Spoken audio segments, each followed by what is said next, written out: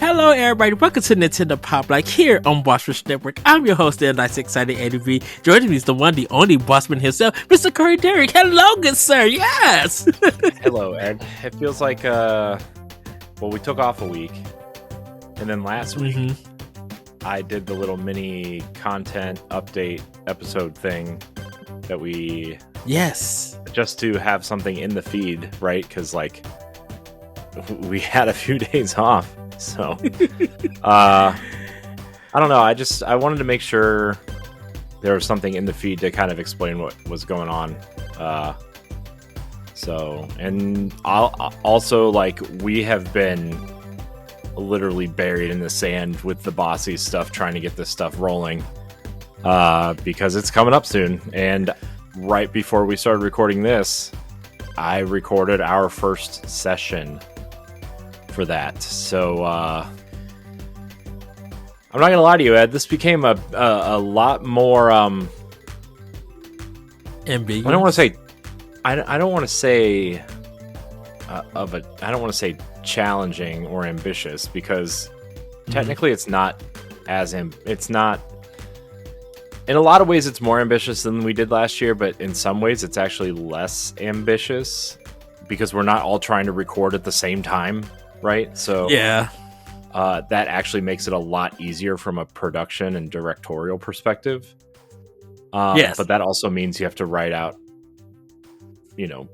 a script for each category instead of one big script, right? And kind of alter it to who's presenting, because we have guest presenters this year, and trying to get people to respond and everything. It's been like awesome. You said yes. Now I need your stuff. You know what I mean? Yeah, that is true. Yes. But look, some of the people we asked are like, first of all, here's what happened, Ed, right? I said, you know what would be cool is if we could have a couple big guests this year. So instead of asking 2 or 3 people and waiting for their answers, I asked 30 people at the same time, expecting half of them not to respond. And then the half that did respond, 3/4 of them to say no, right? Yes. And that way it would even out and be like, oh, I got 5 or 6 kind of cool guests to present awards or give a guest whatever. And, we'll ask our friends to be involved and people on other podcasts and whatever, and it'll be a good time. And that's what's going to happen. And then not only did I get responses from almost everybody, only one person declined. And that's because there are, things that are going on out of their control, and that's 1,000% understandable. But that person is still going to be involved in some way, just not actively present. So it'll be fine. We're trying to keep everything a secret until after the Game Awards. And until I get tangible things in hand from them, right? Yes. But I just want to say, Ed, you and I have been doing this for a long time, and even though people kind of know who we are now and recognize us when we go to events and stuff, it still blows my mind when people that we've looked up to for all these years, or read their articles on other websites, or read their rumors or speculations on these other websites, and, hire people in the industry. The fact that they not only respond, but say yes to doing something, like this, we all think it's really awesome as a team, but everybody kind of does a Game Award show type thing. Yeah. And doing other people's Game Award shows is kind of strange sometimes. But it's also kind of cool that these people have said yes. Now, again, I want to get tangible stuff in hand before we start announcing who's part of it. But, man, if even half the people that said yes pull through, this is going to be one cool show. It's going to be big. It is definitely big. I have because you have put on. I will say it's going to be bigger than last year. That's Yeah, all. I don't want to overpromise on anything, but I do know it will be bigger than last year. Even if it was just Boss Rush people involved, right? Because David's going to be involved this year. Andre and Celeste are hosting. We're doing a pre-show, and they're hosting the pre-show. Mm-hmm. And Josh is involved, and Matt, and a few other people are from outside of our circle are involved, and it's just kind of cool to see. A few of the writers are involved from the writing team, which is great. I know you you posted the look at the announcement because it's kind of like in black and white, the bossies. You did it on Blue Sky and on Twitter, and it's just like I have been seeing some things from behind the scenes, everybody, so I'm not trying to spoil anything. But when stuff starts running out, you're gonna see why this show is going to be a little bit bigger than last year. Like, I'm super excited for the guests and presenters and everything.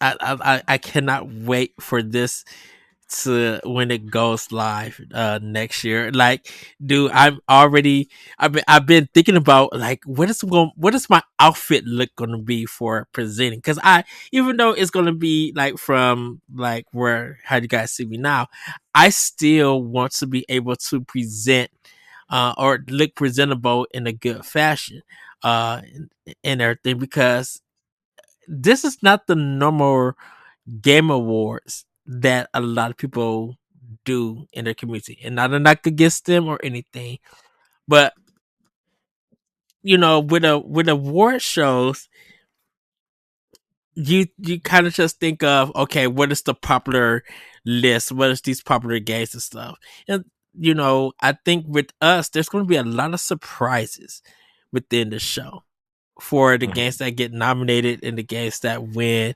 and the people that's presenting them. So I think that's why this year for the Bossies, like it's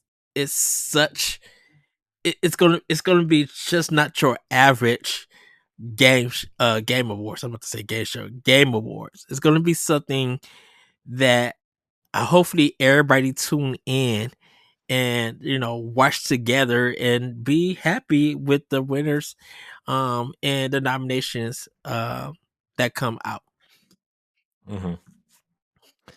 Yeah, it's I'm excited. I mean, voting is open. By the time this episode comes out, voting is open for everyone. It'll be I'm going to include it in the show notes. I think I'm going to include it. It's definitely in our Discord. It'll be tweeted out, blue skied out, clouded out, whatever they're calling it these days. I don't know what anything is called. A skeet.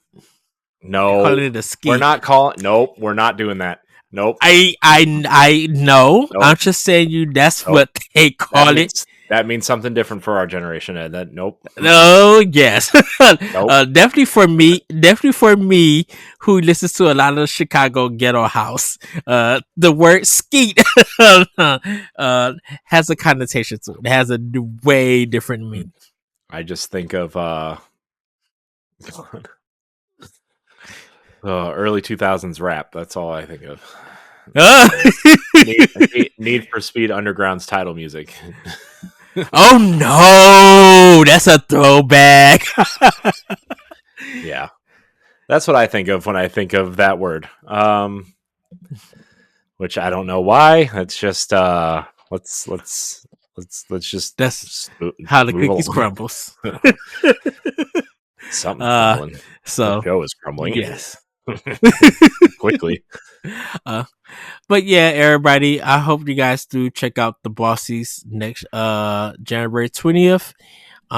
If you guys haven't watched the update episode for Nintendo Pow Block, do give that one a watch. Corey breaks it all down with the updates, and how we're going to be going about things in 2025. Definitely for Nintendo, we're going hard this next year. Like we are, like we go hard, but we're going hard this year because like we got a successor to Nintendo's next console. The games, the backwards compatibility that's coming out, Nintendo Switch Online still getting games and maybe more that could be added. Um, like so much is going to be happening in 2025 just on the Nintendo side. We want to be well prepared for it and everything. Everybody's been thinking like, okay, when's the next Nintendo Direct? Because it's December. We would get one this month. I think we'll probably get one in February or the end of January. With the Game Awards, this episode that you guys are seeing is going to be the day before the Game Awards, so we don't know what Nintendo is. We don't know what they're going to present, but it's going to be something definitely worth the watch for it. So hopefully you guys do check it out. Yes, check it out. So man, good times. Yeah, I know Nintendo did tweet it out, best family game from the Nintendo of America account. So maybe we might see something at the Game Awards, game related wise. But I think next year, I think probably I want to say February or March, we will find something about their successor. I think Well, they Nintendo will said be they were able going to to announce open up. something before the end of March, so we know something's coming in the next 4 months.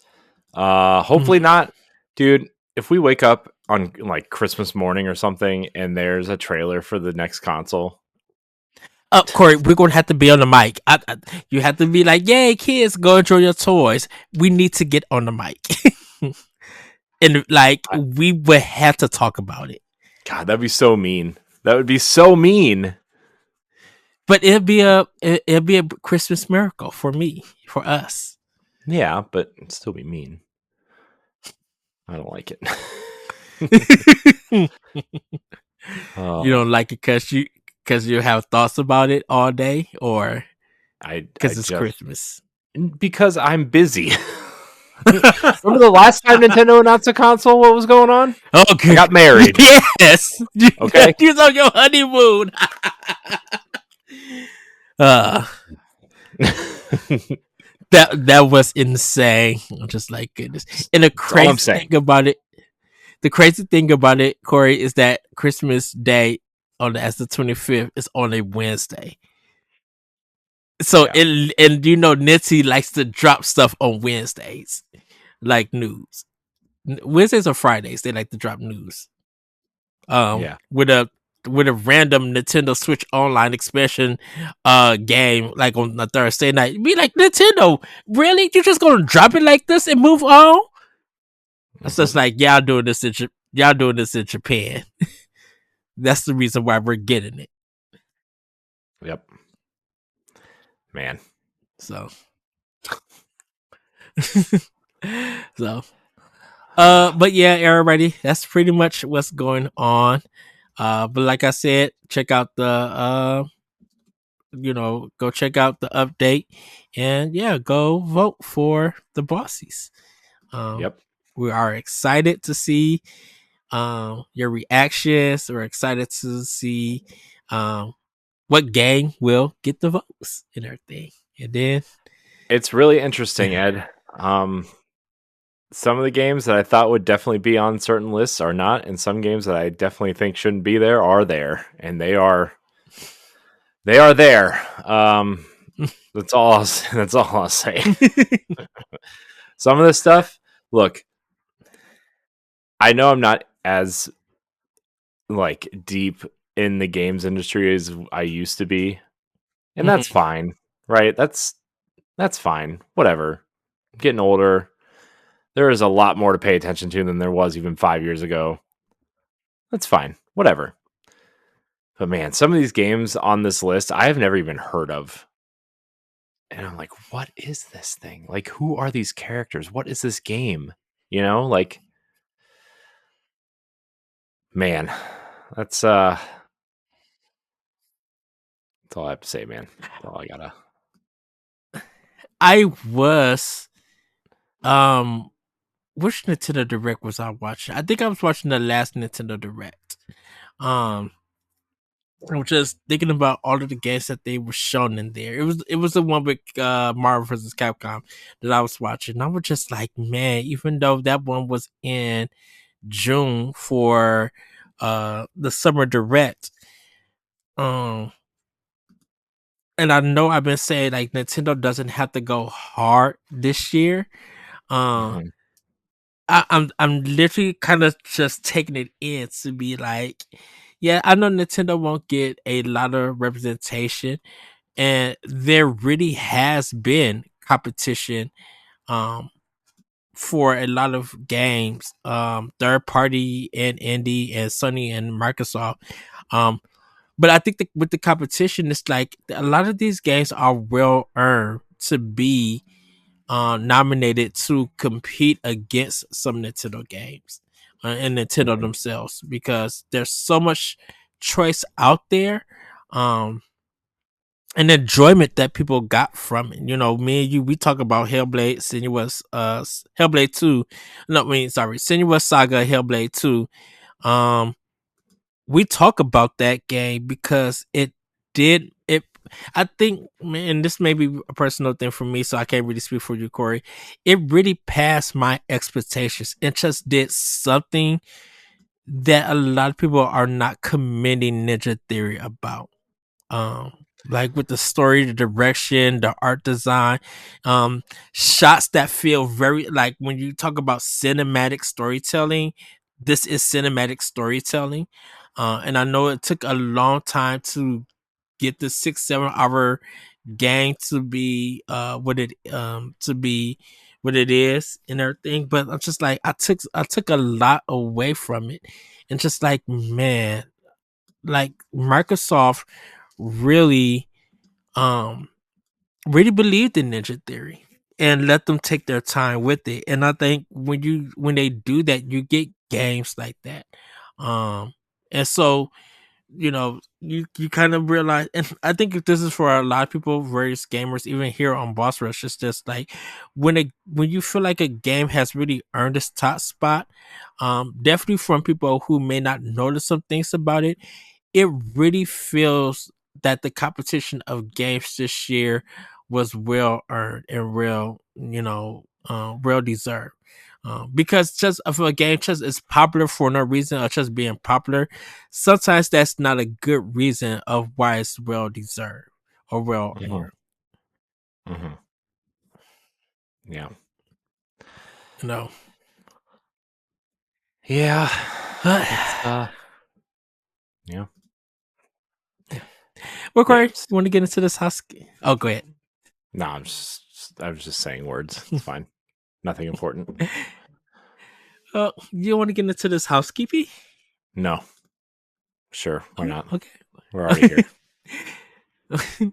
If you want to support Nintendo Pow Block and our other podcasts, you can go to our Patreon at patreon.com/Bossrush Network. Subscribe to tiers on our Patreon can grant you perks like at this point in time, everybody, the pre-show, post-show stuff, go ahead and watch the video about that.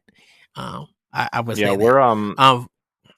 we're moving everything to expansion pass. It's a thing for 2025. You can look that up. We're definitely changing some things, but I think it's going to be for the better. And I think you're going to like the extra content that we start putting out for Pow Block specifically. Um, just since that's the audience we're talking to. Ed and I had a Yeah. really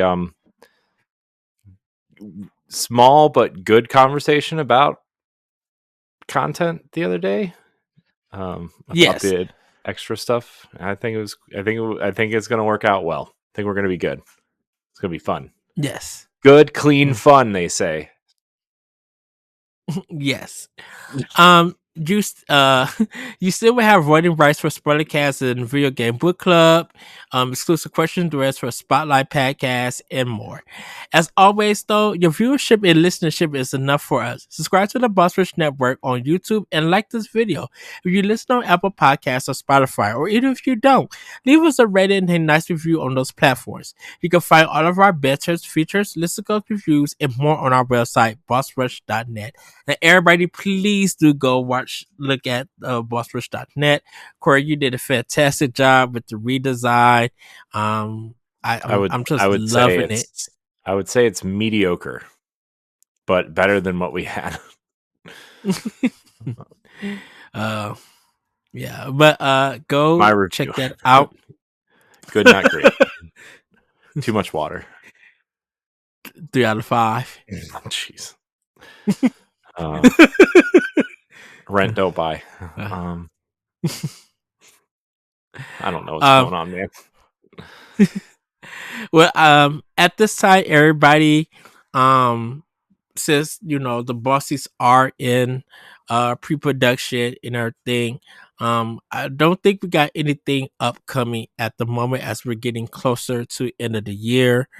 We still got some shows for Nintendo Pow Block. I will be starting on my top 10 games for 2024. Uh I definitely I might be doing two banners because I think I want to do one just straight for Nintendo and third party games on Nintendo. And then I kind of want to do one for Xbox because I did play a lot of games also on Xbox, first party and third party, that are not on Nintendo platforms. And then try to probably give a prediction or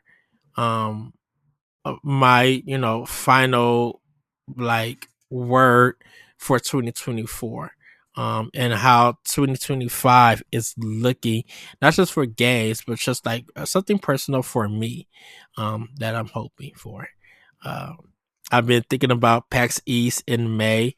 I'm just like, man, I hope that I'm able to go again, and we get the team there, and I get to meet some new developers and other developers that I met from this year. And sorry everybody if I keep talking about PAX, but like, Yeah, it was like um 3 months ago. What are you doing? I'm talking about East. I know. Oh, that was uh almost a year ago at this point. well, yeah. But but I think going to events like that, definitely with friends and with the team that we had, it's just like, man, I definitely enjoyed this, um and I'm hopefully to look forward and do more of that in 2025. Like, I kind of even want to do stuff at cons and convention stuff and events here in my area, and go meet and talk to people about their things. So like, hopefully I could do more in 2025. That's my hope, but that's something that I'm writing up, I'm thinking about and everything. Corey, did you have anything? No, not at the moment. Just we're working on some spotlights. I think we're gonna squeeze one in with Way Forward at the end of the year. We're gonna talk to James Montagna, who directed Yars Rising this past year, and he also did Advance Wars 1 and 2 Reboot Camp, which we did a spotlight with them last year on that. So Yes. that's coming up on Monday. I think we're recording that. So we're going to have that out by the end of the year. And there's a couple other things in the works, but mostly it's all hands on the bossies now. It's go time on that, right? Because like, Yeah. we only, by the time this comes out, we only have one more boss rush podcast recording for the year, but that will be the first episode of 2025. We're almost done recording this for the year, and we'll be recording some extra stuff for 2025, over break maybe. But Yeah. really, honestly, it is all hands on the bossies. This thing is, I mean, like we were talking about, it's a daunting task right now, to try to get all this scheduled with everybody. And I even have a spreadsheet calendar that I've been sending to people, of like, hey, here's my schedule after 8:30 Eastern every night for the next 3 weeks. Pick a 15 or 30-minute block and we will record. That's like how it's going. Um, so I mean, I there are times that I just totally blacked out so I could spend time with my family and live a little bit of a normal life and have a little bit of a break. But I want to get all this stuff. I at least want to get all the footage and stuff in by Christmas so I can have 3 weeks to edit this thing. That way it just doesn't feel like it's some monster massive thing. Because last year we recorded everything and I edited everything in like a week and a half, and that was like the worst idea. To the point where like I had to push it out a week right at the end. So I ended up having an extra week to edit it, and it's still like, as well as it turned out, I've been rewatching it to see what we could do better and change. And it's still like, as well as it came together, it still looks pretty amateur in a lot of different ways. And I want to make sure that this year's looks like good. uh, I will say, for your first show, it's good that, you know for what happened with the first Game Awards for the Bossies. It was a good learning experience because you could improve over that. Sometimes you just mhm. need something. Um, you just need something that's out there for right now, for that time being, because just like everything, because you're doing it for the first time, so not everything is going to be great. I'm like, but when you come back and you do it again, you can learn, or you could be like, what can we improve in everything. So um Mhm. yeah. Yeah. So I just want to make sure everything is perfect this year. And I know it's not going to be, but I want to make sure I take my time with it instead of rushing and staying up for 3, 4, 5 hours a night. Cause like I've already built like the one thing I did this year that I didn't do last year was build a master library so I could just have a template for things instead of creating everything from scratch with every single video, you know? Hmm. Um, I also have HD trailers instead of uh repurpose kind of 720p trailers that I found, right? So the quality there will look better. Now, granted, it's all on YouTube. It's all going to be compressed, whatever. It's going to happen. But theoretically, it should look better. Um, Fingers crossed. So, and we're not all recording at the same time now, right? We're all kind of, I mean, Hmm. groups of us will record at the same time, right? But like, we're all kind of recording separately this time, which I think will help, um, at least in terms of keeping things organized. So Hmm. It's funny that you and we're going to get into the snacks and everybody. So we are it's funny not. that you that you speaking about rewatch. I started watching our Ninja Turtles movie commentary. Hmm, I, that I was I fun. I just like, that was so much fun. Uh, It was I something. was watching I was watching the first one, and just like how hyped we all was, and then just laughing at the beginning and everything. I haven't started the second one yet. The second commentary, cause um yeah. Uh Hmm. Yeah. But that, yeah, the movie commentary was really fun. Because just the way we was talking about some expansion pass stuff, it just made me think of, you know what? I'm like, let me watch the Turtles movie commentary. It's such a good watch. Uh, whether you see the movie along with us or just listen to us do commentary, it's such a good thing. I've been watching some reactions from people watching certain movies for the first time. So people watching Black Dynamite or Airplane and just getting their reactions because they never seen these movies, and it's just it brings me a joy for it. Hmm. For that, I'm just like I guess I love people's reactions to things. Oh shoot, I've been watching the reactions channel too. People talking about early 2000 video games and stuff like that, and people play younger kids playing the NES and stuff. It's just it's so amazing just to see the reactions. Yeah. So Yep. well, Corey, how about we get into Snacktendo?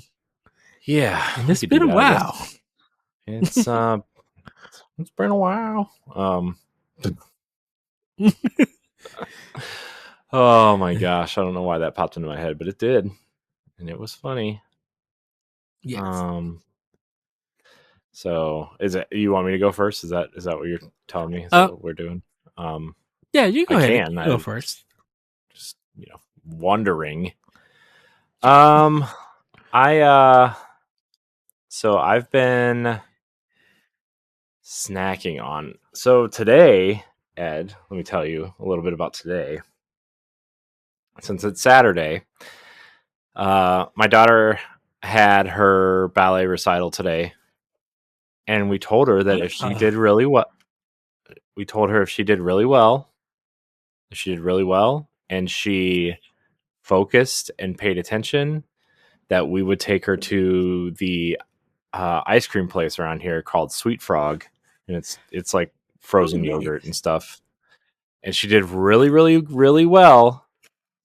And so we went and had frozen yogurt, but it's like one of those build your own things. So like, I got the Oh, chocolate. I got the I chocolate I love ice those. cream with the hot fudge and some brownie bites on top, and it was a chocolate kind of diabetes time bomb, but it was fine. And then tonight we had the Dewey's Santa Fe barbecue chicken pizza, which we like, and it was just Ooh. it's delicious. It was delicious. Let me tell you, it's awesome, awesome. So, Yes. so yeah, that was my snacks. Also some cookies. We got those kind of, those Pillsbury ones that are in the in the can, and you kind of just throw Mhm. them in the oven, and they kind of come out and they're like sugar cookies with little Christmas trees or something on them, and um, we did those, and my kids put icing on them. Had these little weird squeeze bottles and sprinkles and snowflake glitter charms and whatever, and I don't know. I had like 3 of those, and they were delicious. So whatever, it's fine. That was it. That was yeah, it's delicious. All right. All right. For me, everybody, I had a McRib from McDonald's. Had a Supreme Pizza from Domino's. Really, really good. I did get some new snacks. So the 7 Up has a limited Shirley Temple drink, which is their pomegranate and cherry, and it kind of it feels like it has some lime in it, which is 7 Up.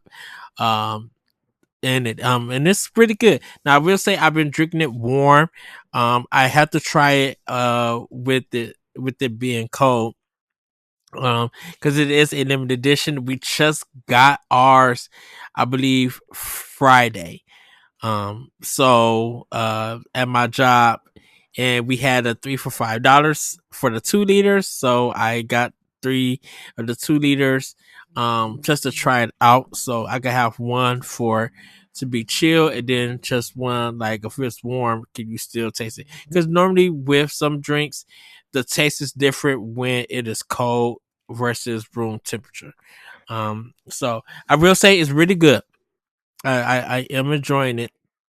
And my friend or one of the other managers, when I say 7 Up Pomegranate was the hit when it came out, she gave me a like, ugh, that's disgusting. I'm just like, no, that's when that fruit became very popular, in my opinion, because when 7 Up brought it out, no one had that flavor as a drink, and they did it just right. And at a point in time, I was buying a lot of it because it was better than the regular 7 Up, and then they took it away. Um, but yeah, it's a really really good drink.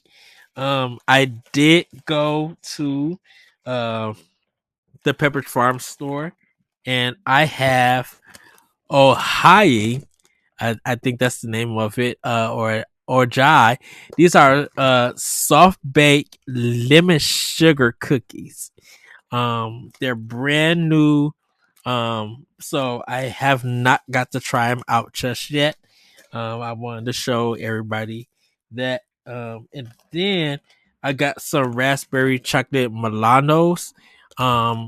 My pepper trial just got them. I know they kind of been out, but they haven't been everywhere at stores and stuff. And then some apricot Veronas cookies. So yeah, my Pepperidge Farm store in Kenosha, Wisconsin, um they're starting to get their holiday cookies, and they had a good, a good shelf, and it was kind of packed when I got into the store. I'm like, oh wow, I'm like there's not that many people here on the weekend on a Saturday. But yeah, that's what snacks that I got. And that's pretty much it for the snack thing. Um, Chipotle still worries me. So I haven't been ordering from them. I'm kind of holding off to um I'm holding off until the employees get get it together. I did have a cabanero sandwich from not pop well yeah from Pot Bellies, which was really good, nice spice. They threw on jalapenos because I told them to throw on everything, and hot peppers I should say. They threw that on, and I kind of uh took them off by hand because I didn't know that they would actually put the hot peppers on. I just thought that the sandwich came a certain way. Um, but it was really, really good. I know it was gonna be very spicy, and it was, but it was toasted just perfectly and just a nice crisp bite into it. So that's pretty much everything that I snacked on. And checker fries and with some Wendy's um at times. But yeah, pretty much that's it for me that I've been my snack Tendo. Um, Nice. so yeah. Nice. Well, Corey, how about we get into play with power? Now, how should we do this? Do you want me to go first, or do you want to talk about the your games first? Um, So I just I don't really have a ton to say. Mostly because one of them is an extremely old, well, they're both old games actually at this point. But mhm. so I'll just go first real quick. So I've played the opening of Fantasian Neo Dimension, which is the Mistwalker game that was on Apple Arcade There's two of them. There's on Apple Arcade, and this is a kind of a. I mean, it's on Apple Arcade. It's like a part one and a part two, and they put them together in one package on the Switch. Um, Mhm.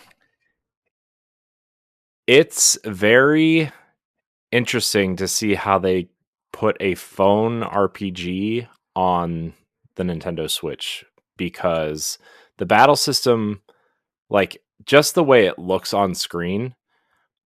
Now, granted, they translated it well to a controller and buttons and the Switch and everything, right? It's also on PlayStation 5, so you can play it there too, I guess. Uh, Yes. but man, the way it looks on screen is very clearly like this was a mobile game. Like the battle system, because it has Uh-huh. those weird like white bubbles that you were clearly supposed to touch in some sort of pattern, right? Um, and uh, it's a really interesting game from that standpoint, but also like it really reminds me of the last story on Wii aesthetically a little bit, Ooh. like the character designs and the kind of the art and everything. But the big draw of this game was the environments, right? Like we talked about this years ago at this point when it was first announced because you and I are both Mistwalker fans in general, Yes. especially Lost Odyssey. I think you might be a little bit of a bigger Blue Dragon fan than I am, but I am. I really enjoyed Last Story for Wii, and man, that's the one Wii game I hope they remaster someday, uh, Yes. because that game deserves some sort of HD port at least. Um, but the environments are very beautiful, man. They are some of the best. They are some of the best looking environments I think I've seen because they're all. What they did was they built these big diorama environments in their studio, Mhm. and then they used this photogrammic technology where they take like thousands and thousands and thousands and thousands of really intricate pictures of these environments, and then they scan them in to the game and to their you know environment builder, and then it just looks like the dioramas in the game, like photorealistic diorama in the game. Now granted, they're relatively simple, and some of the assets are crafted right in a computer program, right? But like for the most part, like when you're walking through like a forest or a town or whatever, like these environments look incredible and you're just walking on top of these amazing looking environments and it's like really stunning. Um I wish I had a little bit more to say about the story and the battle system in general. Um Mhm. I can see this being becoming a very popular game in a niche audience. I hope it does better than that because I think Mistwalker deserves better than that. Uh, but it's a really cool game. I would highly recommend it. If you are a collector, I would highly recommend buying it now because this will be a game that will be short printed and will be a game that will be hard to find in a year or two. So if you're a collector, buy it now. I mean, I got mine late and I pre-ordered it. So, granted it was only like a day or two late, but still, uh, pre-order it. But the other game that I'm playing, tell me where you've heard this before. Roller Coaster Tycoon Classic has come to the Nintendo Switch. This is the version we've been waiting for. None of this Roller Yeah, Coaster I know. Tycoon 3 complete garbage. None of this Roller Coaster Tycoon Adventures trash. Roller Coaster Tycoon Classic is here. Um, it runs really well on the Switch. Uh, there are some very interesting choices for the controls. I need to go through and see if you can customize your controls for this because there are just some baffling choices for certain controls, but overall, it is the version of Roller Coaster Tycoon Classic that you want it to be. Mhm. Aside from certain control issues. Now, granted, I actually kind of wish it had touch controls on the Switch, which I think we're going to talk about it later. They might come in the future, but like, Yeah. man, if I could just tap the magnifying glass to zoom in and out, or if I could just tap the little arrows to rotate the screen instead of dragging the right stick up to the corner, clicking A 3 or 4 times, and then scrolling back down to where, like, you know what I mean? Like, it would just be much It nicer it to do that. it's such a handheld experience Hmm. with this game, and I think it does need to touch because I'm just like that's what even happened with me with Roller Coaster Tycoon 3. Hmm. Try to play it on controller, it's just like it feels like it doesn't work on controller.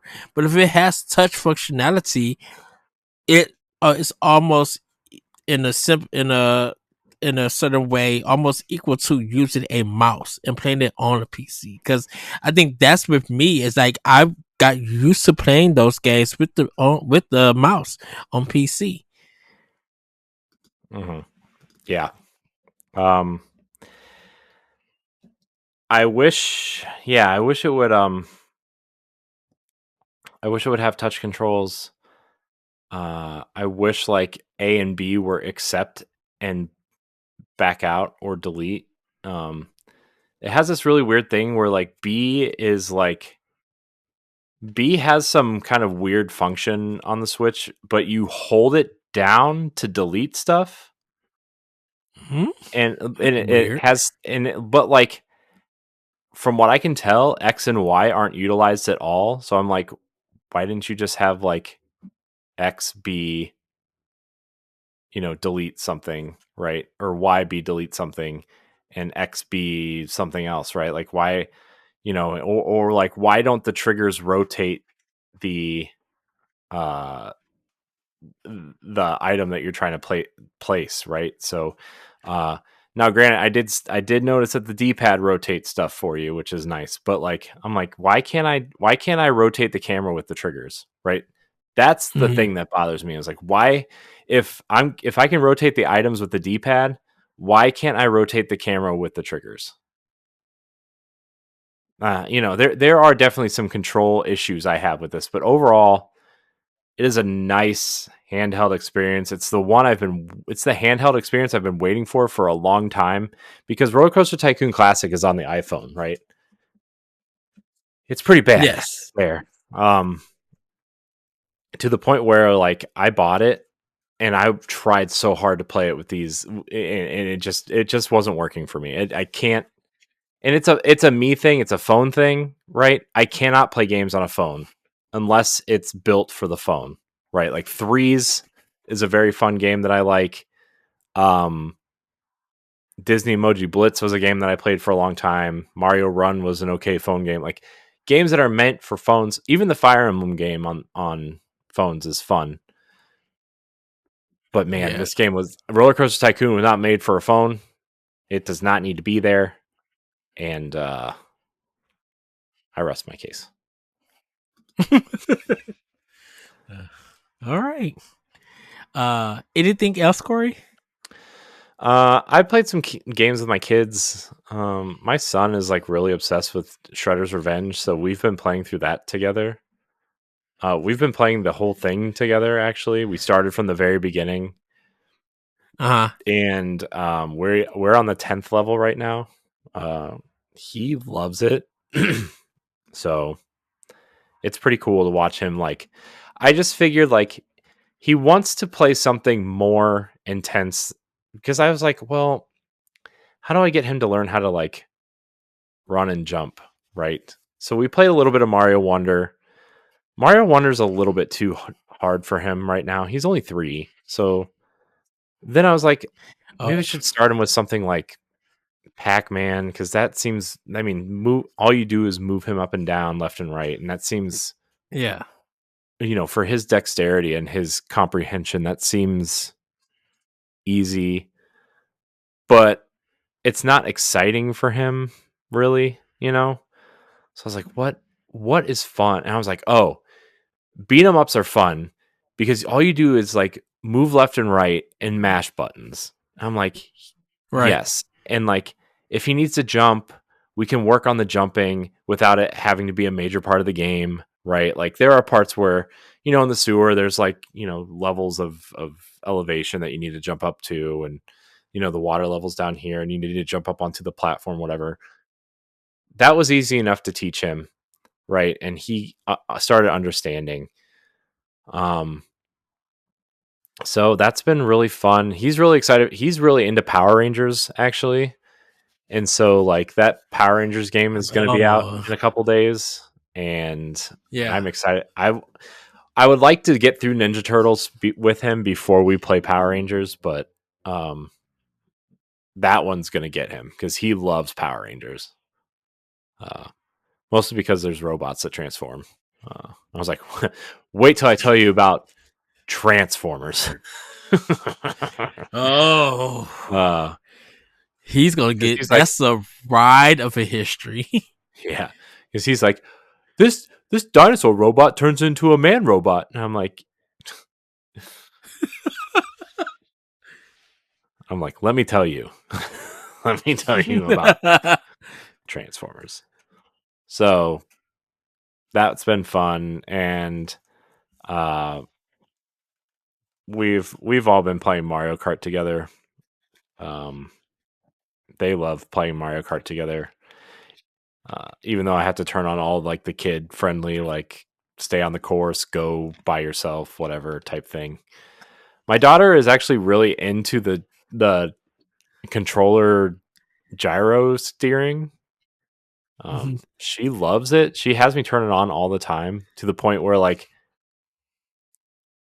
I have to turn it off because somehow whenever I hook up a single player to Mario Kart, it adds it to my controller, even though I set it to her controller.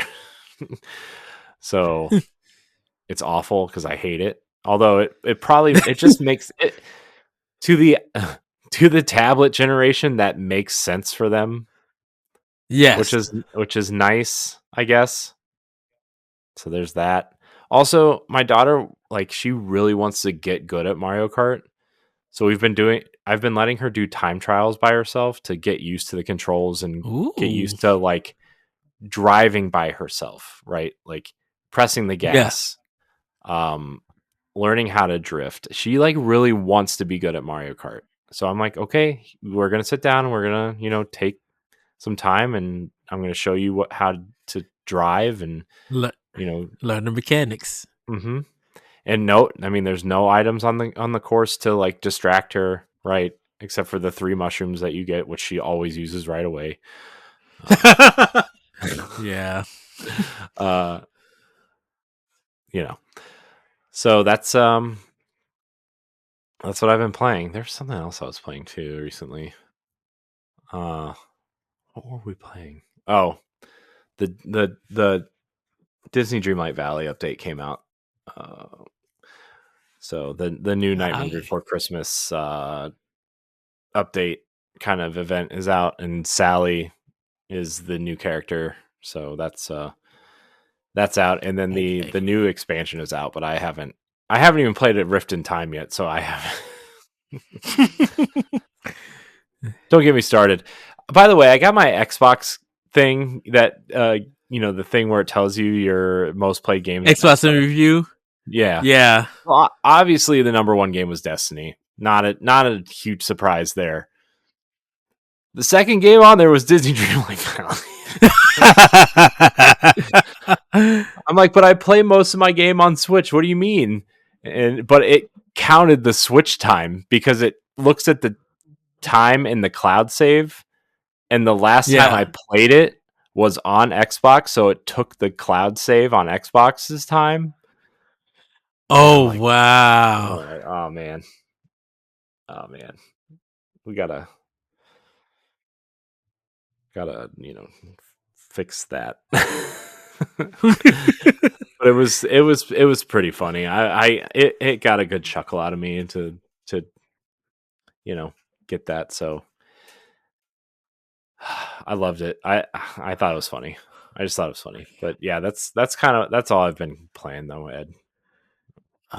So it's funny that you mentioned the Xbox Year review. Dragon Age Inquisition was my number one game Mm. for it. Like a Dragon Infinite Wealth was number two. And then Dragon Age The Veilguard was number three. Um and then let's see my others. So number four is Yakuza Like a Dragon, which I'll speak on. Lost Judgment, Immortals of Avium, Far Cry 3, Final Fantasy 12, Zodiac Age, Destiny 2, with the final shape, Judgment. The next one is Metaphor Refantasio, Castlevania The Menace Collection, because I've been playing that, Vampire Survivors, Final Fantasy 9, and then Curse of the Sea Rats, Unsighted, and then Senua Saga Hellblade 2, Castle Crashers was number 18, As Dust Falls, Hellblade, the first Hellblade. So those was like my top 20 games. Yeah, but yeah, Mm-hmm. I put a lot of work. So my only reason why Dragon Age Inquisition is my number one because I put a lot of hours into that so that um I could be ready for Veilguard. And Mm-hmm. then Like a Dragon Infinite Wealth.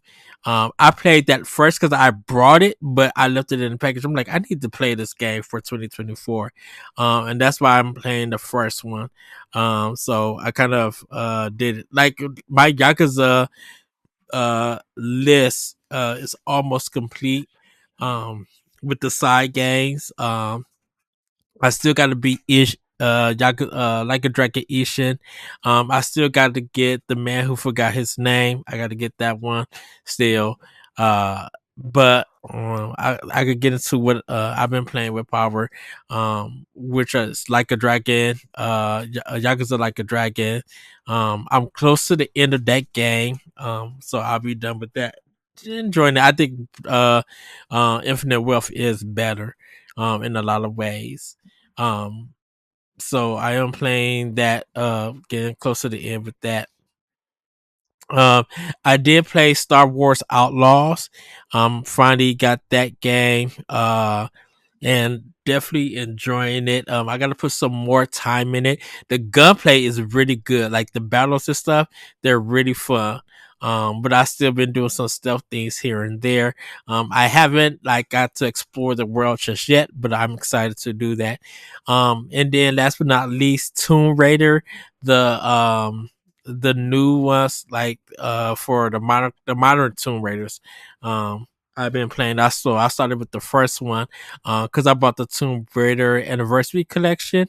All three games with all the three DLCs. It was only like about I think $20 for Black Friday. So I was just like, yeah, let me snag this.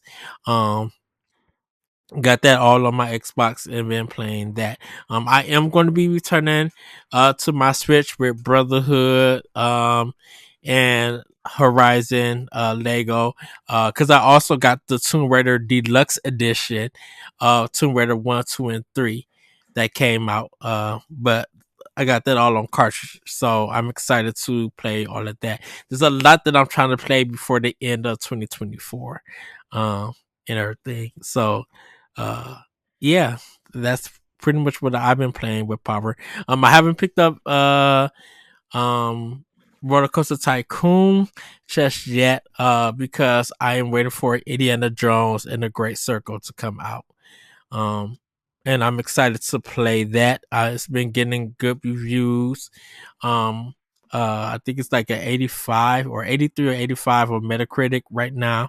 And I know people just been talking about it, playing it this weekend. So I'm excited to hear more thoughts about it and everything. So yeah, that's what I'm playing with Power. Nice. So Nice. Man, Indiana Jones, man. I gotta tell you. That's an so interesting. Go ahead. I no, I'm really happy that that game is what it is and that people are loving it. I am really upset that it is missing the Keeley Awards, except for the fact that it's coming to PlayStation next year in March or April, right? And Mm-hmm. so it will get a second look because it's technically eligible for the Game of the Year next year, right? So Yes. at least, by it coming to PlayStation next year, it will have that second look and that second pair of eyes on it. And theoretically, technically, could be the better version if it's on PS5 Pro, right? So, Yes. uh, And from what Digital Foundry been saying, they've been expressed of what Machine Games have done. Definitely with the PC version, they're like really impressed. So I know that everybody's waiting for the patch, um, for it, which will be coming soon. But yeah, the impressions have been really high for it. mhm. Yeah, very So excited. I'm very excited to continue my quest through Indiana Jones. yeah, And the fact that I wonder the fact how. Okay, the fact that I don't never mind. I don't want to spoil it. Never mind. Never mind. no, It's I out. I'm There's still there's a part out there that's there's an iconic Indiana Jones moment in the game that I'm shocked is in there as part of the game. That's all I'm saying. I actually just want to know how it feels to control. That's been my thing about this game. Like, how does this game feel It feels like when it's slow. It feels like a slower version of Wolfenstein mixed with Dishonored. Is kind of what it feels like. interesting? So that's Uh, kind of there's a lot of first person melee combat. The whip thing kind mhm. of has a weird. The whip has a weird bullet storm vibe to it. Oh wow! Well, in Bulletstorm, you could you had that like weird laser whip that you could pull people to, and then you kick them really hard, right? That was like Yeah. the big. Yeah, you can kind of do something similar in this game. Like you whip them, and then you can like pull them towards you, and then punch them in the face, right? That's kind of fun. But yeah, it's yeah, recommend it, especially if you have Game Pass. It's a no brainer to download and at least try.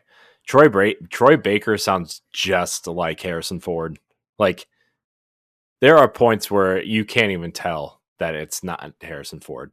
There are parts you can tell it's not Harrison Ford. I'm not trying to say he like is doing Mhm. a perfect impersonation, but like there are definitely points where you're like, did they pull that out of the movie and stick it in here? Like it definitely a lot of the times feels like it's coming right from the movies, um, and that's really fun to hear because you know me, Ed. I love Indiana Jones. Depending on what day it is, Last Crusade is my favorite movie of Yes. all time. Like there's three movies that Ooh. alternates between, right? Mhm. It's it's it's the original Ninja Turtles movie. It's Indiana Jones and the Last Crusade, and it's Toy Story. Those are the three movies that it alternates between. So although right now Toy Story is a little bit lower on that list because my son watches Toy Story something every day, so it's like I'm kind of really tired of those because Toy Story 3 is my son's favorite movie, and that's arguably the worst one. Like come I on. know, but oh goodness, I this hate Toy Story 3, man. I can't I stand it. love I I I think I told you this. I went to the movie theater to go see Toy Story 3 and I yelled out Totoro like there's a bunch of kids around me and for cuz Disney used to distribute Studio Ghibli movies.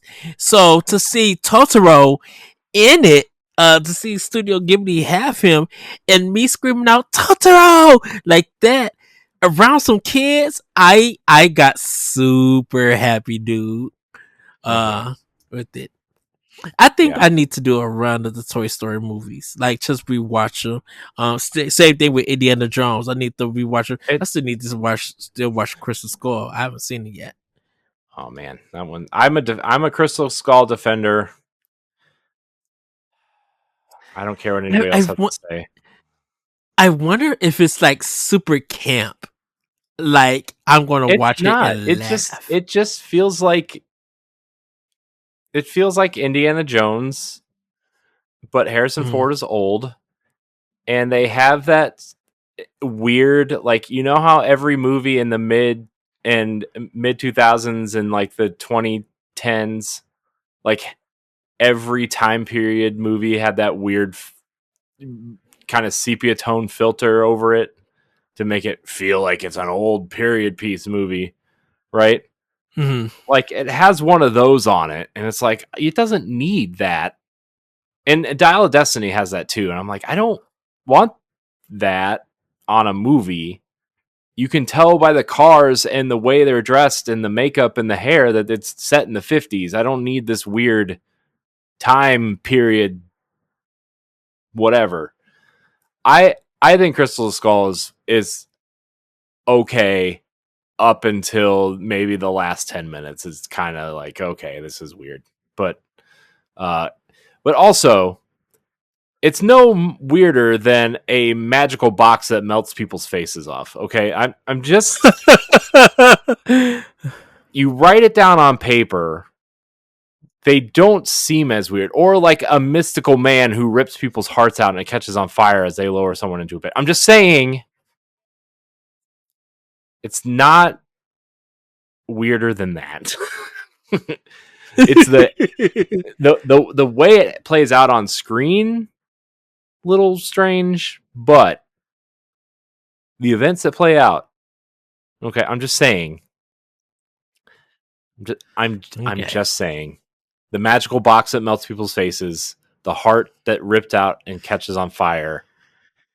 That I'm just dude throwing it would out there, work. Ed. The magical eggs, the the parachute life raft that they go snow surfing on. Okay, just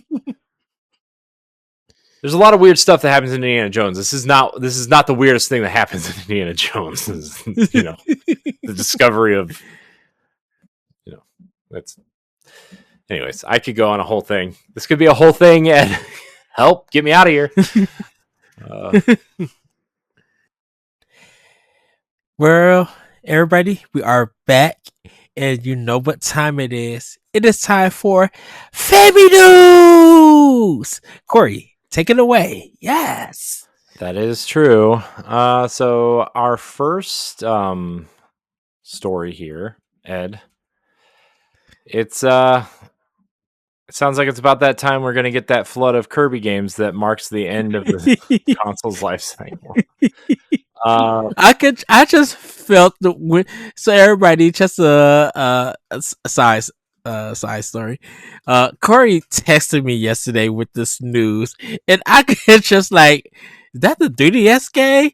He's just like, I think so, and I was just like, I could just feel the emotions that Corey's going through.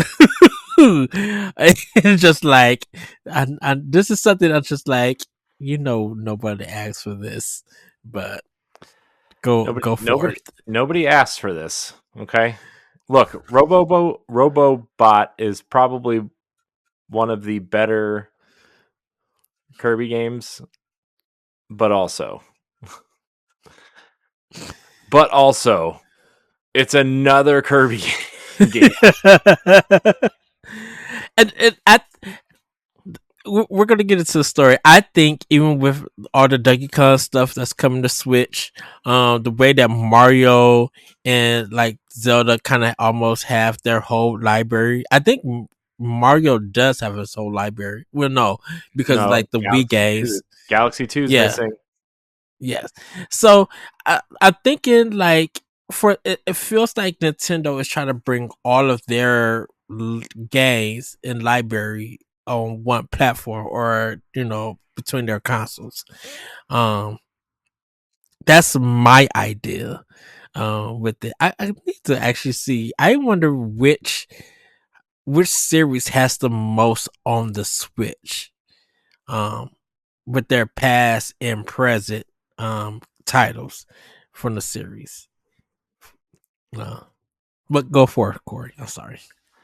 Um, well, yeah, I mean that's kind of the story is that the port of the 3DS game Kirby Planet Robobot might be headed to the Switch in 2025 alongside HD remasters of Donkey Kong Country Returns HD and Xenoblade Chronicles X Definitive Edition.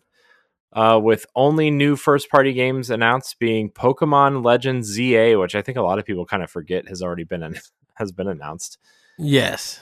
and Metroid Prime 4 Beyond are the kind of the only two first party new games, which I know people are kind of looking at this like, well, is this the end? But I feel like Nintendo usually starts the year out with like a remaster, a couple remasters, a new smaller game, and then, Pokemon kind of does whatever it wants. The spin-off games kind of come out in the spring-ish, and the mainline games kind of come out in November. That seems to be Pokemon's deal, right?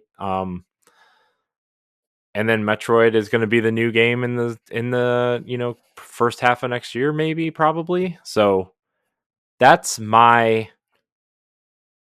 This is kind of Nintendo's thing, right? I mean, Princess Peach Yeah. Showtime was the new game this spring.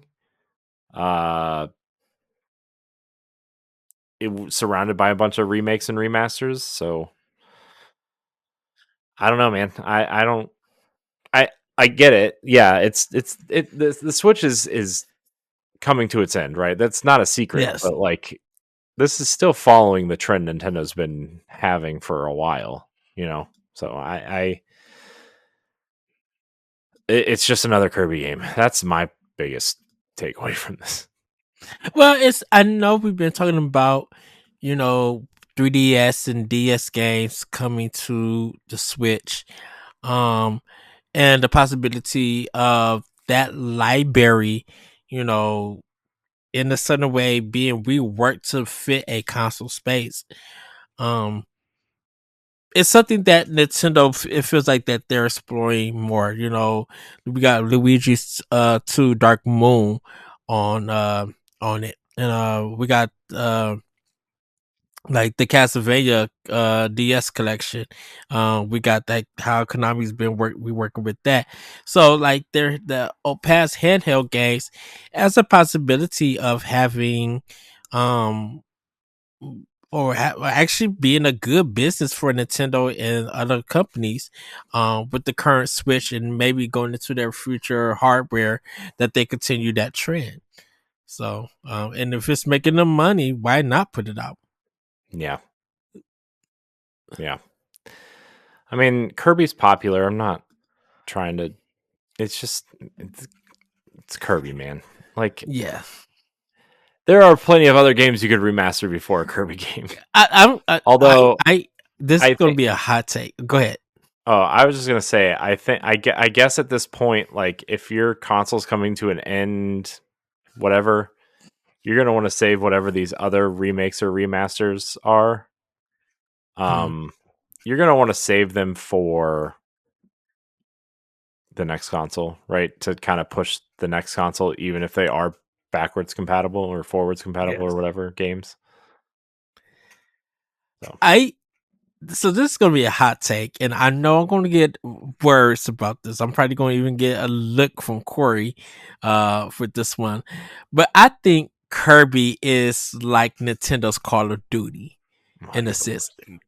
lord, Because of how annual a game from the series come out, whether it is a remaster or a port or a new game.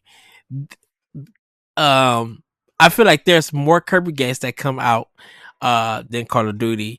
But it feels like every year we're gonna get some kind of game from that series in some kind of form. If you think about it. Because I think if we go back and look at the Switch library life cycle from 17 until now, you could probably find a Kirby game or two that came out that year for the system, just like Call of Duty has. yeah.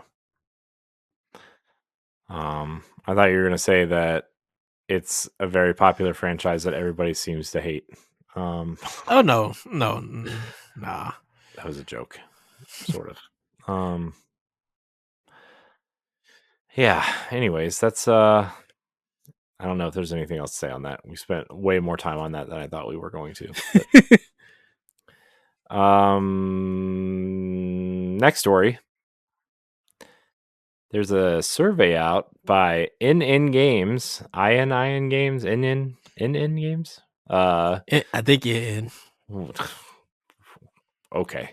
Uh, we have prepared a quick survey with a couple of questions on Shenmue 3. Great. Please consider filling it out if you are a fan of Ryo's antics or Ryo's antics, or just familiar with the game. Your feedback is invaluable to us as always. Follow the link below. And one of the questions, on which platform would you like to see Shenmue 3? Apple, Mac. No. Xbox Series X and S. Sure. PlayStation 5. Okay. Nintendo Switch. Sure. Why why not? Shenmue 3, man. Things still happening, huh? Still So trying. the history of Shenmue 3, um, with the creator coming out on stage for Sony and announcing it and everybody go cry. I think that's the year that PlayStation won that year E3. And Shenmue 3 got funded through Kickstarter and it just had all of this money. And then the game came out and it was questionable content. Uh I don't know if this game would be a fit for Nintendo. Hmm. Because I don't know who is even asking for Shenmue 3. Nobody. It did put in my mind that, with Yakuza coming to Switch and, Shenmue 3 being mentioned, I'll put it that way. I'm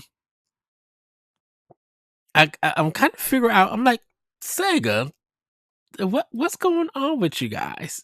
Like, uh, are you are are you trying to get now more of your old catalog or franchises on other consoles and really Nintendo and stuff?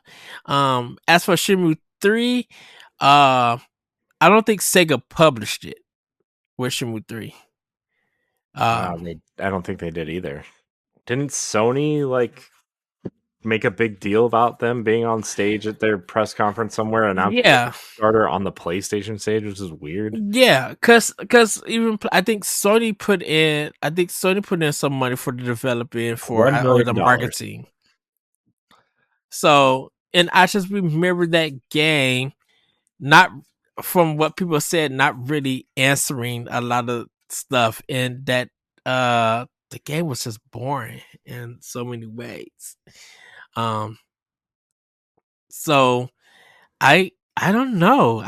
I I don't I think if they put all three games together on it, then yeah, I'll be fine with it. But I don't think Shenmue is a good series. I don't think it is either. I played a little bit of the first one and I was like, I'm out.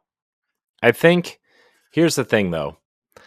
I do think that Shenmue stumbled so Yakuza could sprint, right? That's kind Yeah. of like Well, it feels like Yakuza is like the full realization of what they kind of wanted Shenmue to be in terms of like a densely populated city with people really doing things and mm, obviously combat in Yakuza is like different and kind of a focus there, whereas it kind of just feels like Shenmue was more focused on exploration. Granted, there was a little bit of combat, right? But it was more focused on the exploration and kind of just walking around doing stuff, right?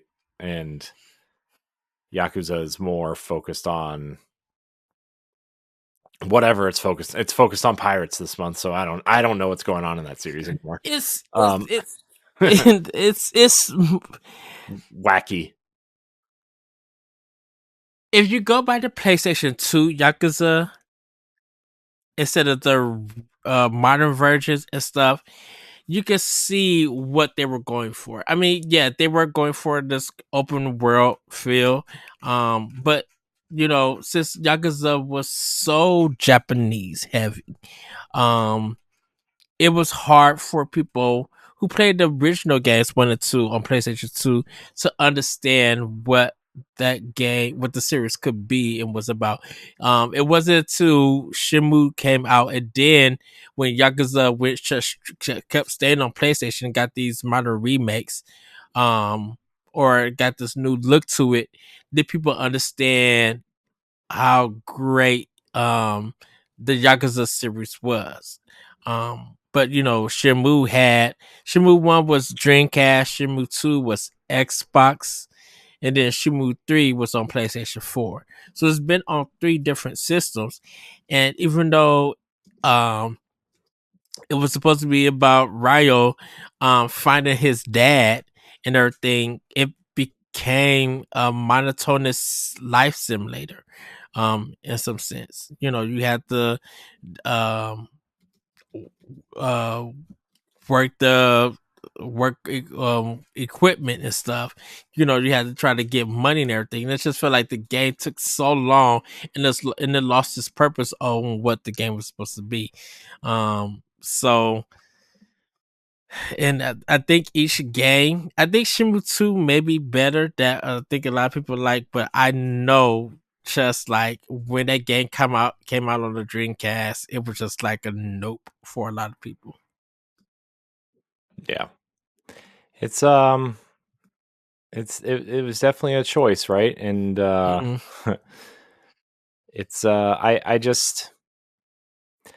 don't know, man. I think we gotta. I understand nostalgia and like series that deserve to live on. I think it's time to move on from Shenmue. Yeah. Um, that's my Or take. Although I said it was time to move on from Tony Hawk also, and we got the 1 and 2 remake, and it's amazing. So what do I know, man? That's why I'm sitting in my basement talking to you on a dumb video call talking about video games instead of making these decisions, right? Like I don't know anything. I know I think less about anything at this point. I think Shenmue needs a refresh. I think there's a lot of stuff holding that series back. Um and I think like a lot of the gameplay and level design or design of that game just really needs to change. Um because it's not good. Um the way that the game is designed and the layout of it. So Yeah. I wonder if I almost wonder if it's one of those series that would be like better in a way of like if somebody else took over it, right? Like mhm. if somebody else took over Shenmue and made it like it's almost like when there's a franchise that people love, but then the creator gets too close to it and starts fiddling with it. It's almost like George Lucas and Star Wars, right? Where like Yeah. people, he started really tinkering with it with like I guess the special editions when they came out right before the prequel trilogy came out. And you remember that, right? When they kind of released that VHS box set in that gold Yeah. Darth Vader helmet box set. Um, Man, I just dated us a little bit, but that's okay. Um, and then people were complaining that he like tampered with it, and the bad job at CGI, and yeah, it was a whole thing, Yeah. and I almost wonder, and like I know people are going to just say that I'm a big Disney fan, but I actually think the stuff Disney's done has been relatively good. I think the big eyesore is The Rise of Skywalker, which was the last movie they put out, right? Hmm. But I think people love Rogue One. People really enjoyed The Force Awakens. I think people have come around on Solo.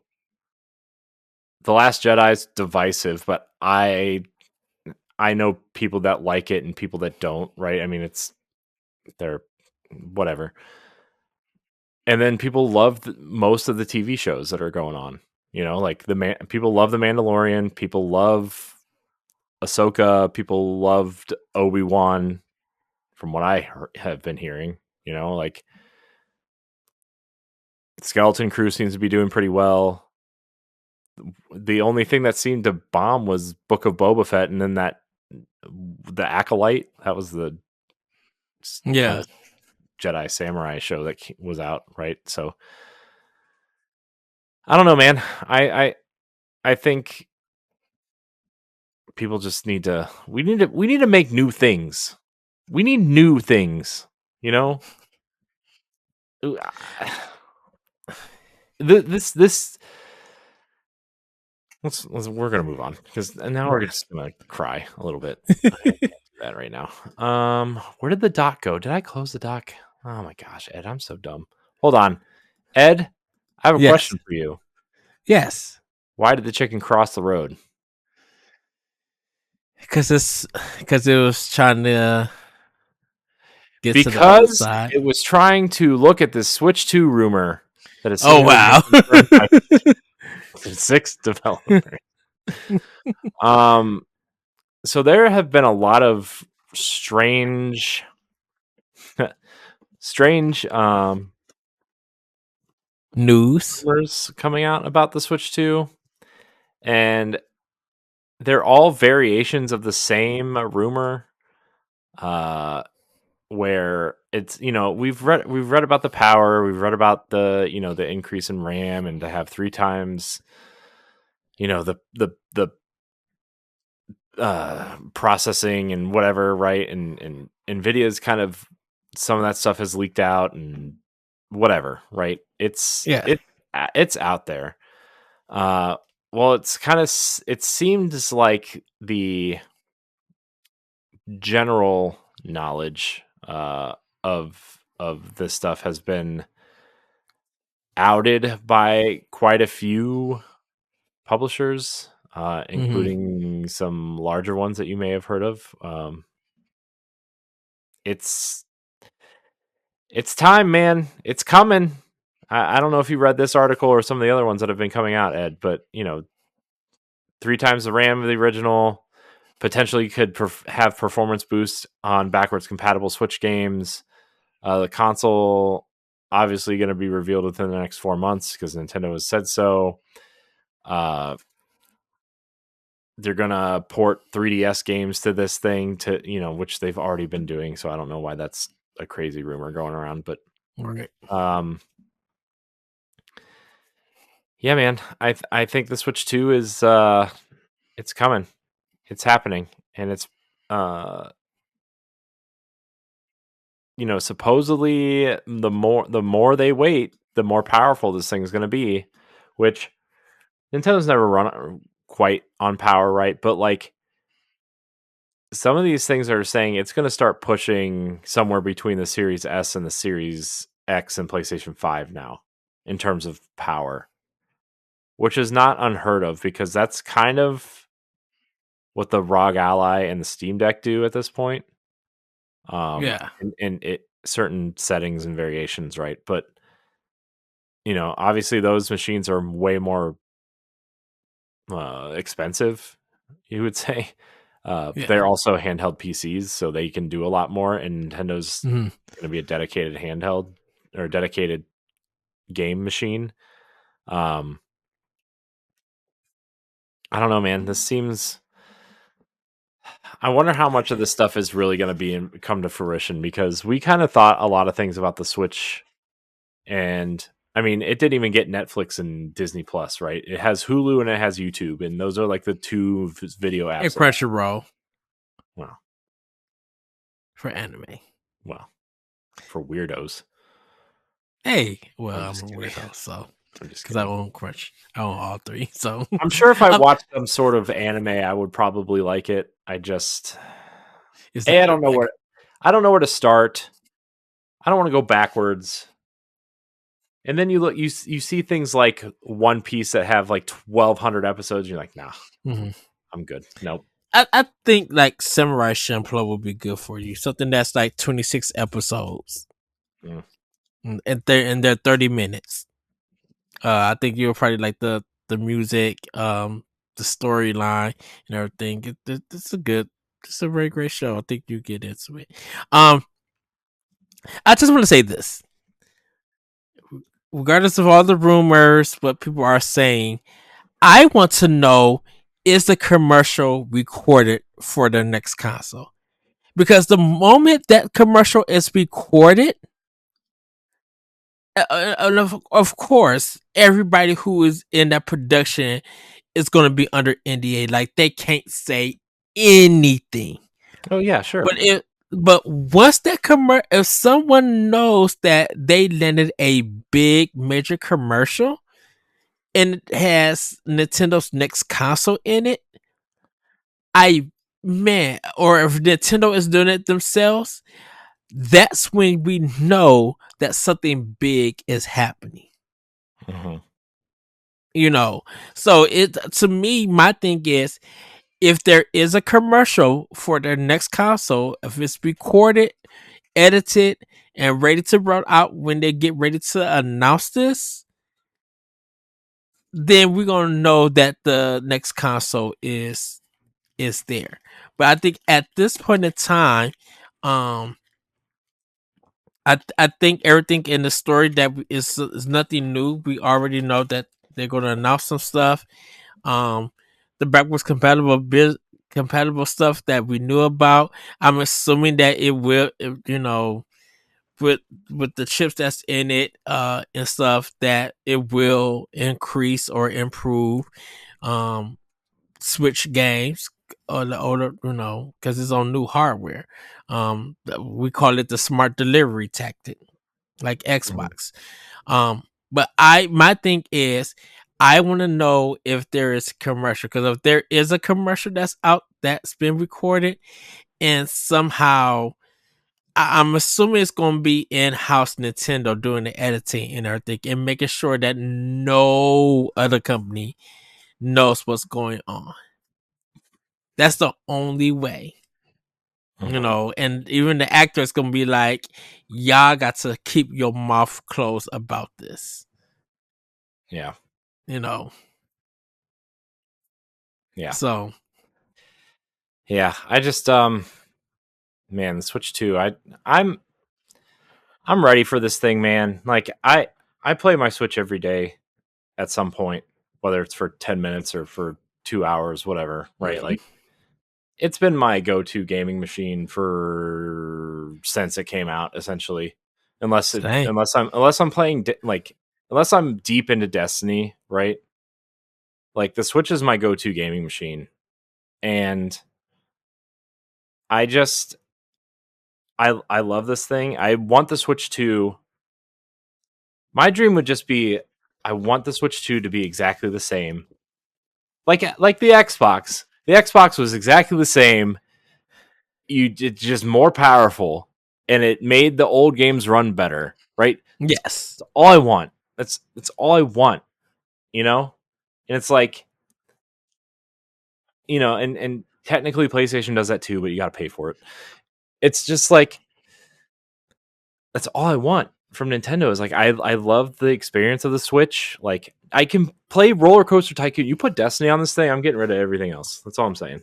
But because I don't really care that much. If I want to play Game Pass games, I'll just do what my nephew does and play in the cloud, I guess. No, I won't. I won't do that. I'm just kidding. I'll keep my Xbox somewhere. But my point is like, I think if this thing is more powerful, we're gonna start getting the games that are, you look at Final Fantasy VII Remake and Rebirth, right? Mm-hmm. The next Nintendo console will probably get both of those games, and it will probably run somewhere between the PS4 and PS5 version of Remake, right? Where, Yes. it might run at like 900p and 40 frames a second or something, right? It'll be somewhere kind of not, clearly not the PS5 Pro version, but way better than the version you're playing on the PS4, right? It's going to be somewhere in a nice happy medium, and it's going to be perfect. Like, it's going to run at the perfect level for a handheld, which is all anybody kind of wants, right? Yes. And I think they also have to start looking at Sony and Microsoft now as serious competitors in the space, because even though this is the only console that's going to run Nintendo games and Nintendo has been killing it with first party, the Xbox and the PlayStation are coming out with handhelds as well, and those are going to be able to play your library as well. Granted, they're going to be dedicated handhelds, and you still have to have the other box to play on the TV, which is gonna, some Right. people will like and some people won't. But I think they gotta at least challenge the power level, and I think for the first time ever, actually, Nintendo, not to say anything bad about Iwata or Reggie or anybody that was part of that hardware team, because they did some amazing things. But the one thing that they always avoided was doing what the competition is doing. And I think the Switch is the happy medium of like, we're doing something different, but we at least have to challenge them in power. Doesn't have to be the same, but we have to challenge them so we can get those experiences like Final Fantasy, and also provide people Zelda and these great indie games and their huge library of Switch games that they already have. Mm-hmm. Because that the Steam Deck has proven that works, and Nintendo has proven, that their handheld console hybrid has worked. The Steam Deck proves that your library can carry over from system to console because it's all account based in terms of digital sales. So now Nintendo's got to combine that knowledge of, we kick this fad, quote unquote, off of the hybrid console. We have to have the library move over, and we have to make it as powerful as these things that are about to launch for our competitors. That's my opinion. I I know you're going to disagree. Yes.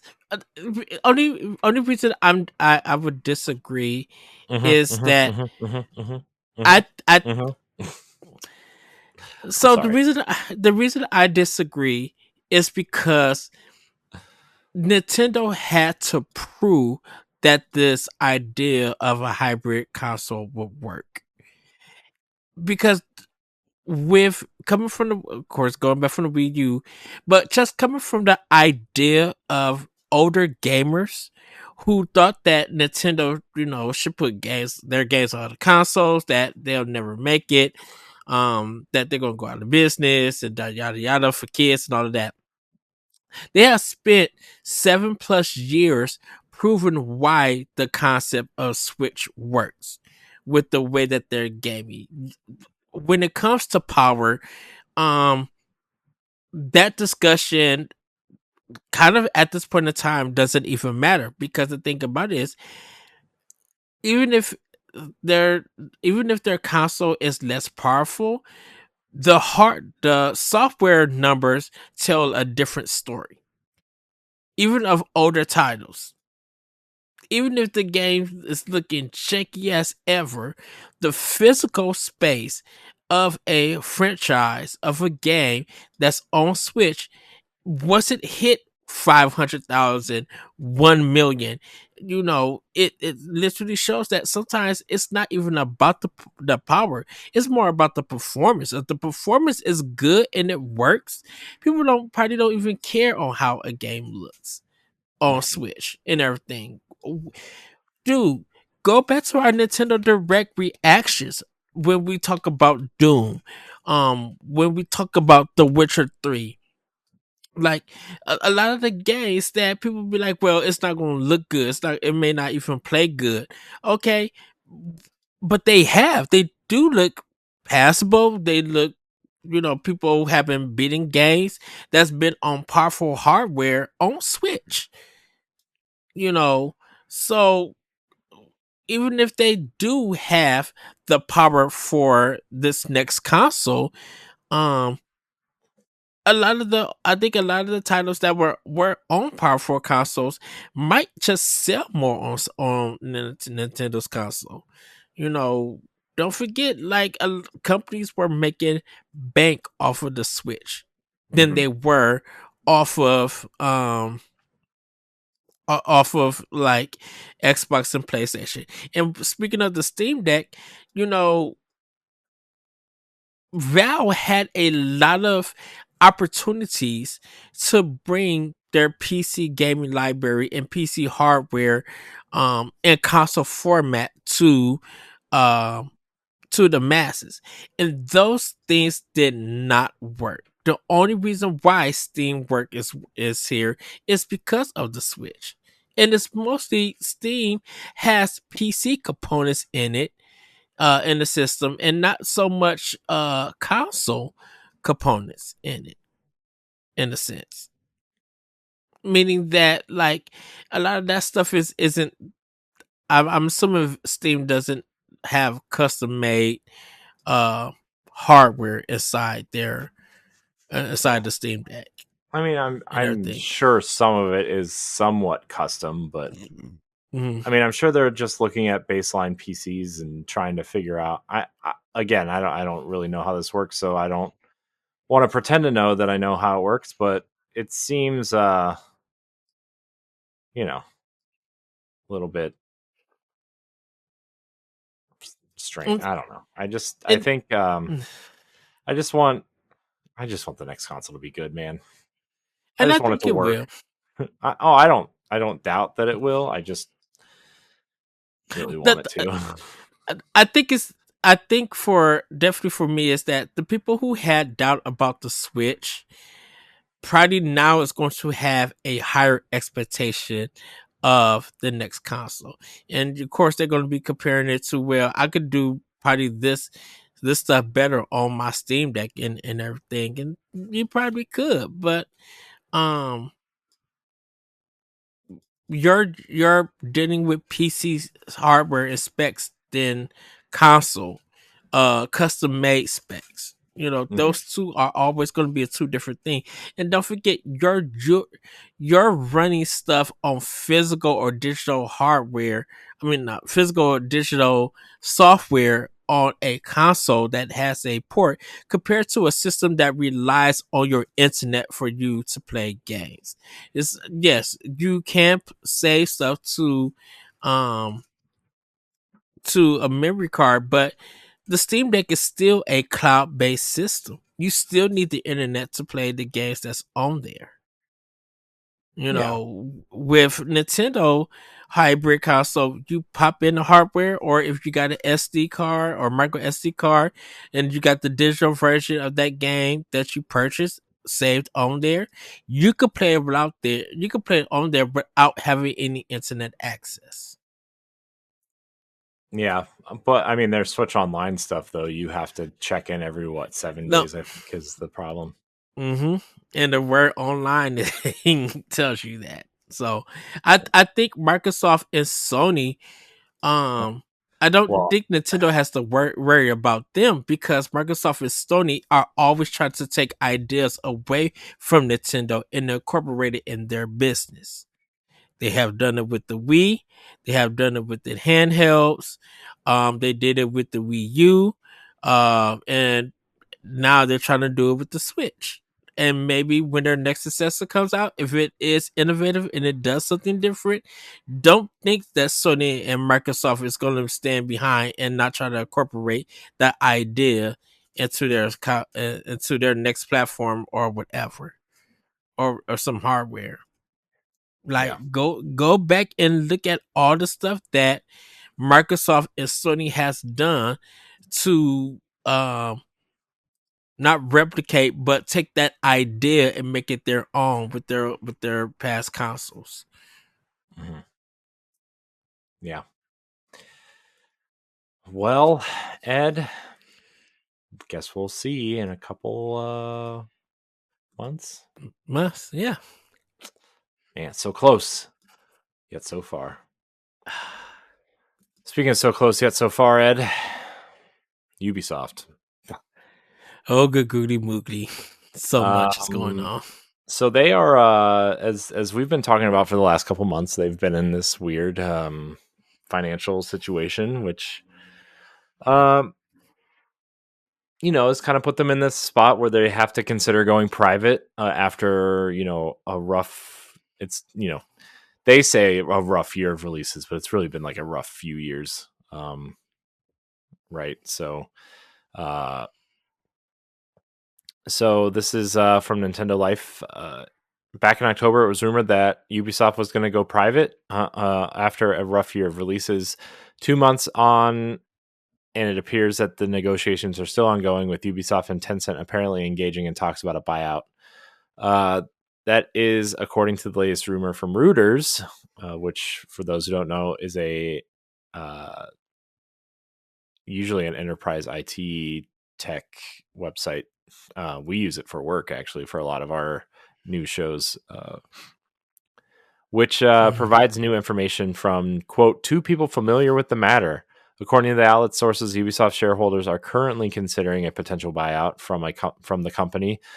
But the one that still leaves the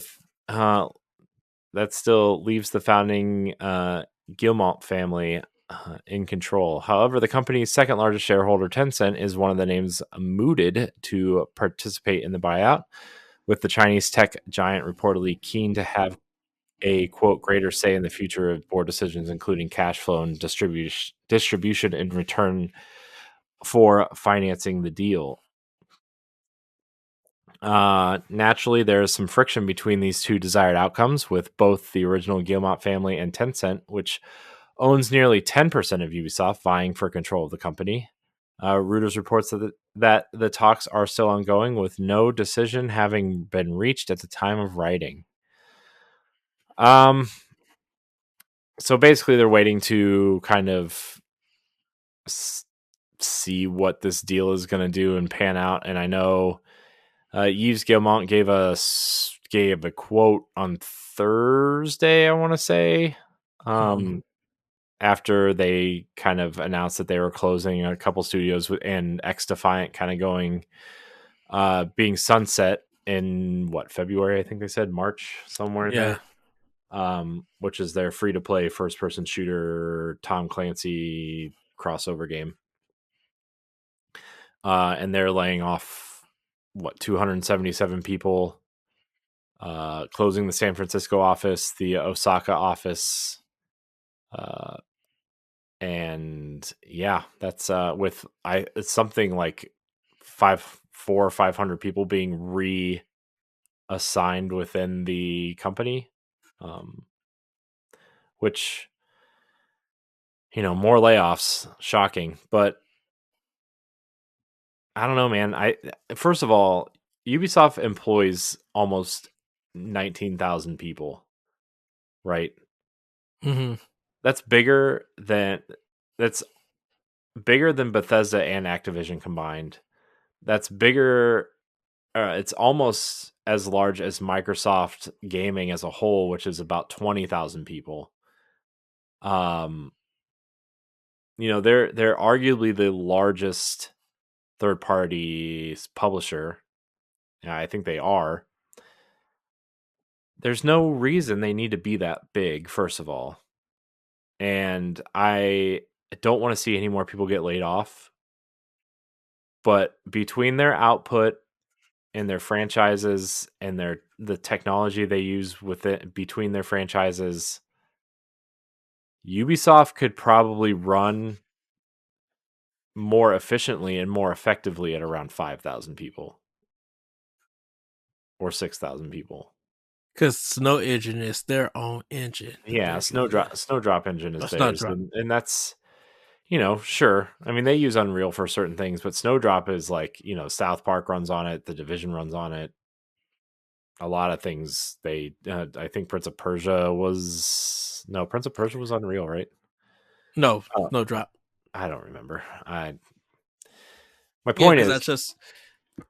Oh, I was go ahead. that Sorry. just we start. Yeah, Prison Preacher. I just we started on Series X. For it, Uh, so I think the Last Crown. they need to kind of restructure, look at what's working and what's not. Stop chasing trends when they were the trendsetter, and just kind of, no pun intended, reset. You know, there's nothing wrong with Assassin's Creed. Just stop releasing one every year. There's nothing wrong with a 2D Prince of Persia. Just know you're going to sell about 500,000 to a million units instead of 10 million units. There's All right. nothing wrong with your little art projects like the Rayman games or Valiant Hearts or Child of Light, right? Like, Ubisoft does some really interesting, amazing things. And Mm-hmm. they have their heavy hitting franchises like Far Cry and Assassin's Creed, and Rainbow Six is a great game as a service. The Division is a great game as a service. You Yeah. know, I just think they have too many people and their budgets are too high, and they have high expectations because they need to A, please shareholders, and B, pay 19,000 people. you know, it's and I know like pay is different everywhere in the world. I get that, but like, man, 19,000 people is still 19,000 people you have to send paychecks to, right? Like, that's still a Yeah. lot of people.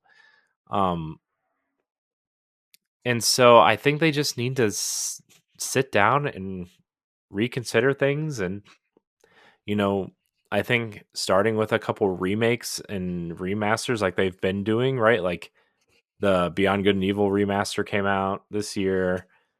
That Splinter Cell 1 remake is in the works at Montreal. Rumors of Assassin's Creed remakes like 1 and 4 are being remade, which is smart. Like, they have some great ideas and they have a great back catalog now that they can reach back and say, we're going to remake this, we're going to remaster this, we're going to make a new game in this IP. And it's just, they have Star Wars and Avatar now. They could do interesting things in those universes. Like, they have the pieces. They have just made a few bad decisions, and it's cost them because there's too many people there and there's too many cooks in the kitchen. So It's I, it's kind of weird to see how gamers react to Ubisoft nowadays than they did in the past. Um, and I think, uh, once again, it was just like if we make these higher quality games, we're going to get those same kind of higher we're going to get some high sales, and it hasn't been that way yeah, in a sense.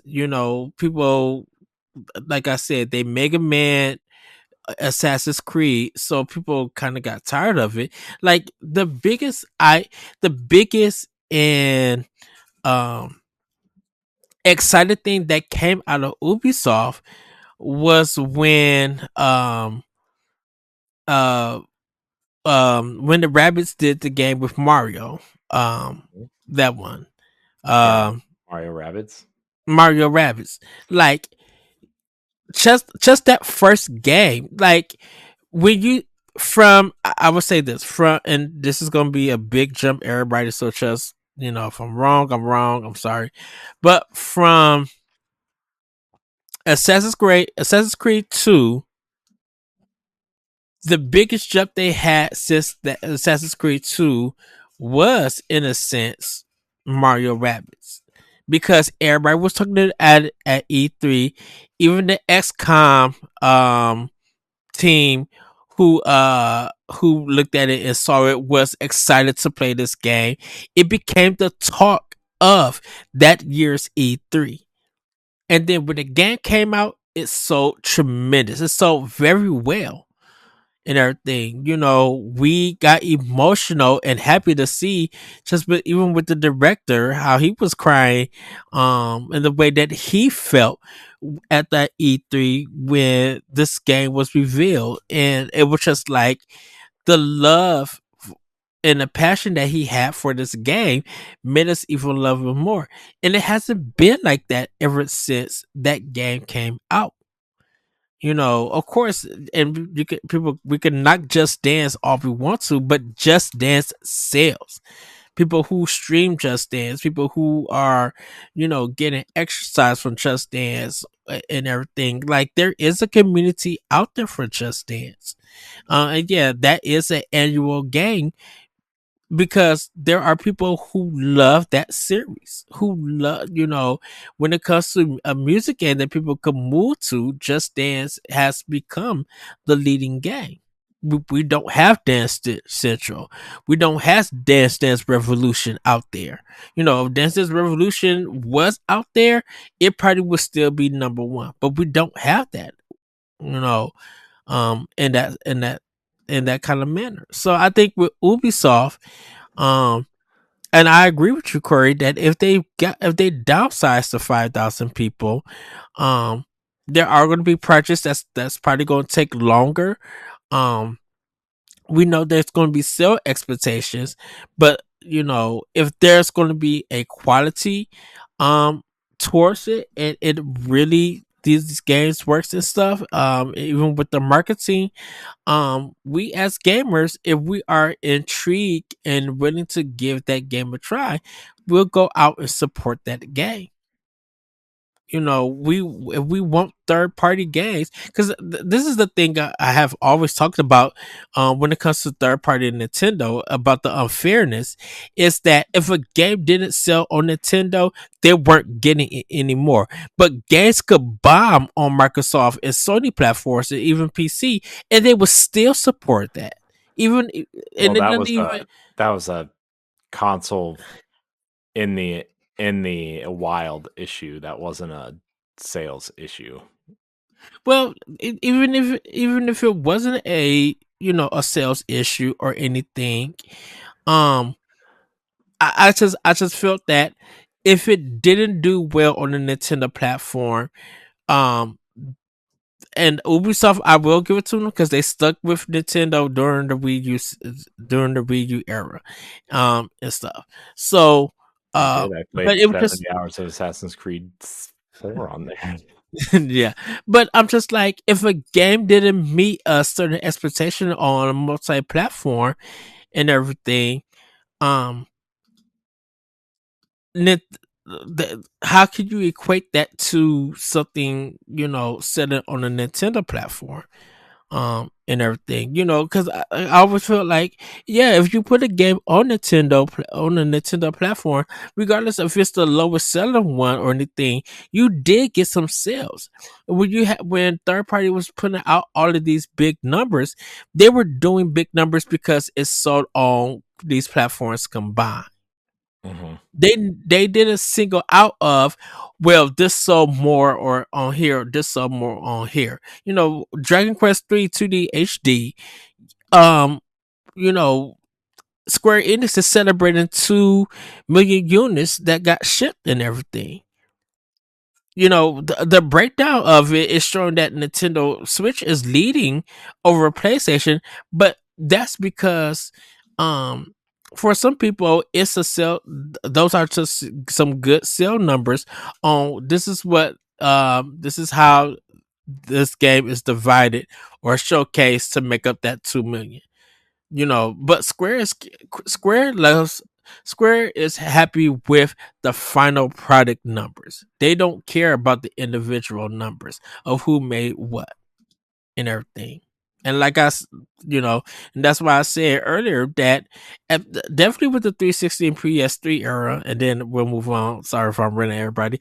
But the PS3 360 era, there were games that even if they sold a million or whatever, a lot of companies wasn't happy.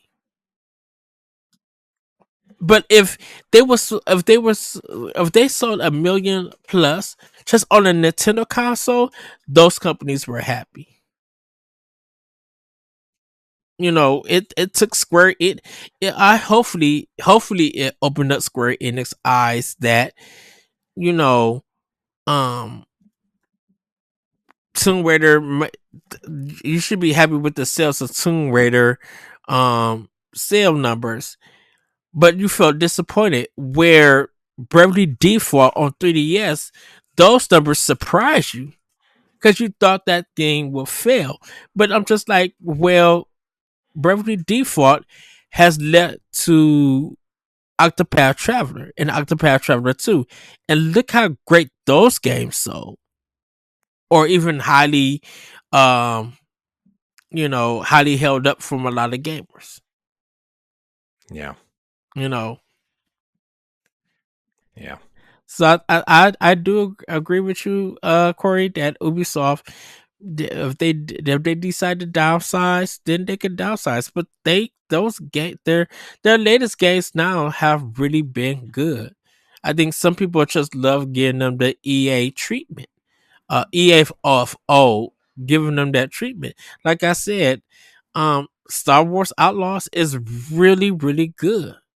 I mean, it feels like a Ubisoft game, but it's really polished and it feels really good. And I wish that game would have sold more. They just put it close to where PAX West was happening. But I'm like, I think there are people who did get some enjoyment out there, and hopefully, people go to give that game a chance at some time.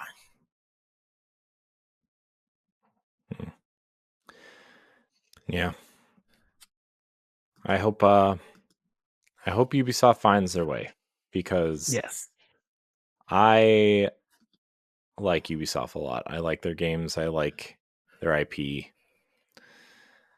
I hope they figure it out. Yes. So. Oh boy. All right, Ed. Mario Party Jamboree has ended Dragon Quest III's run in Japan because Ed brought the story, so of course it's Japanese. After 2 big weeks of Dragon Quest III HD 2D remakes dominance, Famitsu's latest look at the Japanese physical software charts has a new champion. Mario Party Jamboree has rolled into the top spot, pushing Dragon Quest out of the top spot after 2 weeks. Mario and Luigi Brothership came in 6th place. Animal Crossing and Nintendo Switch Sports are still in the top 10. Shocking. So Famitsu's top 10 continue to be all Switch games except for Dragon Quest III HD 2D Remakes PlayStation 5 version snuck into the top 10 as well in Japan. So it's crazy, man. Yeah. It's man, also the Switch Lite is killing it over there too. 21,000 units in them still. Man. Yeah, I mean Mario Party, sure. Sure. I think everybody bought Dragon Quest that wanted Dragon Quest already, so Yeah. I mean Dragon Quest is like a holiday over there, and so like Hmm. of course, it's not going to sell as many copies as it did the first 2 weeks because everybody already went out and bought it. Right. uh, so, plus, I don't know how big digital sales are in Japan at this point. I don't know what digital market looks like over there compared to ours. So, I mean, you could see a lot more digital sales as well. Well, I'm just shocked that Mario Jamboree like beat it. I think that was the thing that threw me off to be like, I mean, oh, I'm not, interesting. because have you seen Nintendo's top 25 games sold on the Switch? 2 of them are Mario Party games. So, I'm not. Uh, Well, I think with as big as Dragon Quest is, I'm just shocked that Mario Party, in Japan, has did numbers. Dragon Quest is kind of held up as Dragon Quest is held up high, or it used to be held up high as like Final Fantasy, mhm, or even World of Warcraft, if you want to equate it to that. Um, mhm, it kind of have that higher um reliability of selling, just selling those games. But I think there are different gamers in Japan now, so that kind of doesn't hold still like it did in the past. mhm. But like, shout out to Square Enix and um the Dragon Quest team. Yeah. I mean, Dragon Quest is arguably bigger than it's ever been, especially over here. So, And you know how people feel about Mario Party, so to see that getting, outbeating or taking a higher rank than Dragon Quest, that's a lot to say. yeah. Yeah. So, we we'll s- we'll s- we'll see how Mario How it Party goes. keeps on doing. Yes. Um all right, the last little update here. Fortnite is getting a 5v5 FPS mode, which my nephews are excited about. Not so much this camp, but you know, Good for them. I mean, it's about time, right? I mean, whoa. All right, Ed. I think we're gonna skip the topic of the week because Yeah. we've been going for, it's 1 o'clock in the morning. So we're gonna head into Pack Watch. Pack Watch. These are the games coming to your Nintendo Switch the week of December 10th. Legacy of Kain Soul Reaver 1 and 2 remastered are coming. Is that getting a physical, or is that one of those limited run things? It may be limited run. Right now, only just no digital because Mm, of um okay. Okay. yeah, that's all I could think of. Uh, Centuries after your former master Kain betrays and executes you, you rise again and embark on a relentless quest for revenge. Slay your former vampire brethren with your claws, bolts of telekinetic energy, and the elemental wraith blade. Grow stronger by devouring the souls of your enemies. Also coming out on 12/10, originally delayed and then reversed. Ed, Mighty Morphin Power Rangers, Rita's Rewind. It is worth mentioning that Rita's Rewind will only have couch co-op on the Switch for a time being, and online will be added later. But it will come feature complete. Other than that, in Rita's Rewind, the team faces off against a robotic reincarnation of the Power Rangers' longtime nemesis. Robo Rita has conjured a portal to send herself back in time so she can finally vanquish the Power Rangers by forming an alliance with her younger self. This was kind of the Robo Rita's from the 30th anniversary movie that came out on Netflix last year maybe. I think so. Um Where was I? Team up with their younger self, working together. Robo Rita and Rita Repulsa rewind, rewrite, and remix the past in an attempt to stop the very formation of the Power Rangers, altering the course of history.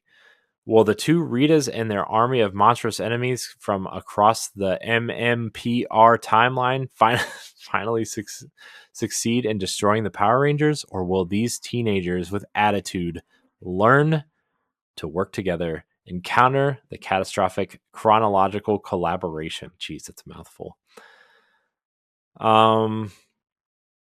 This game looks cool. It looks an awful lot like that Ninja Turtles game, Shredder's Revenge, but it's not the same team. It's Digital Eclipse doing their first original game, which is cool.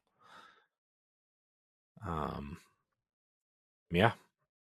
Also on 1010, Taito Milestones 3. The third installment of Taito Milestones series brings back a diverse selection of 10 arcade classics from the 80s and 90s.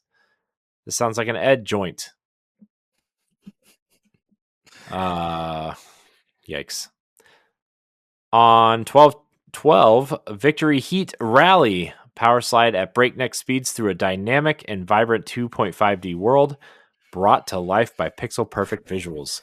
Crank up the volume with a soundtrack featuring banging beats, scorching guitar solos, and high octane energy that really bring the heat to Victory Heat Rally. Select your star driver and become one with your machine. Challenge yourself and friends turned rivals across a variety of game modes. Experience the high-speed action and non-stop drifting thrills, either solo or in 4-player split screen. It looks really, really cool. If you say so. I don't know what it looks like. I didn't look it up. Maybe it does. Fairy Tail 2. Relive the culmination of the original series through gameplay. This RPG depicts the dramatic developments of the Alvarez Empire arc, the climax of the original story. Playing as the main characters Natsu and Lucy and other members of the Fairy Tail Guild, you can relive the epic battles against their greatest enemy, Emperor Spriggan Zareth of the Alvarez Empire. There's a lot of parentheses and commas in here, everybody, so just bear with me. Along with the elite team called the Spriggan 12 and the World Destroyer Black Dragon Acnologica. Or Echnologia. Well, whatever. Yeah. Whatever, it's fine. That word's made up, so it doesn't matter. It's a anime, everybody, but people are excited for this game. Some people are excited, so that's why I included it. It's all made up. I'm just kidding. It's fine. Those are your games coming out. Power Rangers for me is the standout. Legacy of Kain, 1 to 2 for me. Yeah, and people Soul really Reaver. I've never played Legacy of Kain, so I'm not sure how excited I am. I will probably play it at some point, but at the same time. Yeah, Power Rangers also and Victory Heat Rally.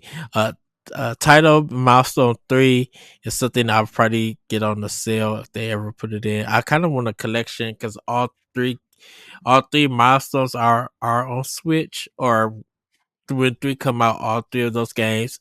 So you have like a big list of arcade games. And then I know Title has a lot of arcade games that just never came to America. If they did, it was a really limited release. So, and you know me with my retro stuff, I love me some arcade games. Yep. So yeah, that's what's coming. So let's wrap the show up with question block, where we wrap the show with questions from the audience via Discord or Twitter or Blue Sky or wherever you feel like sending us questions. Our first question comes from our friend Adam Gumbert from Respawn Aim Fire. Just check out that podcast and their streams and all that stuff. Yeah. Based on exclusives, how does Nintendo's 24 rank compared to the other years of the Switch? You want me to go first, Corey, with this one? Yeah, because I feel like you and I are gonna have two totally different answers because we always do. Okay. Um, I think Breaking Rise. I probably if not. I won't do a number. I would do a grade. If I had to give uh I would have to give them a B minus this year, which is fine. Um, due to the fact that um in the past 7 years with Nintendo exclusives, we have got a lot of high quality games from them, from Fire Emblem, Three Houses to Legend of Zelda, Tears of the Kingdom. Like, we have had some really great years. We still go back to 2019. Go look at that release list of games that came out to that system. Just from July, August, September. Like, those are hard hitting games that came out with their just like with their first party. I think this year, because Nintendo was is probably gathering and getting ready for their next console, a lot of their big team releases at Nintendo haven't really put out that much or anything. It's been teams that are or partners that they have been worked with, like with Grezzo and Acquire. Those are the developers. They're great games. It's just that the performance has a hindrance on those games. For some of them, me and Josh talked this in one of our expansion passes. And so I think for 2024, I think their a B minus is fitting for them. But Echoes of Wisdom is great. Mario Party Jamboree is great. Some of their port games are really really good.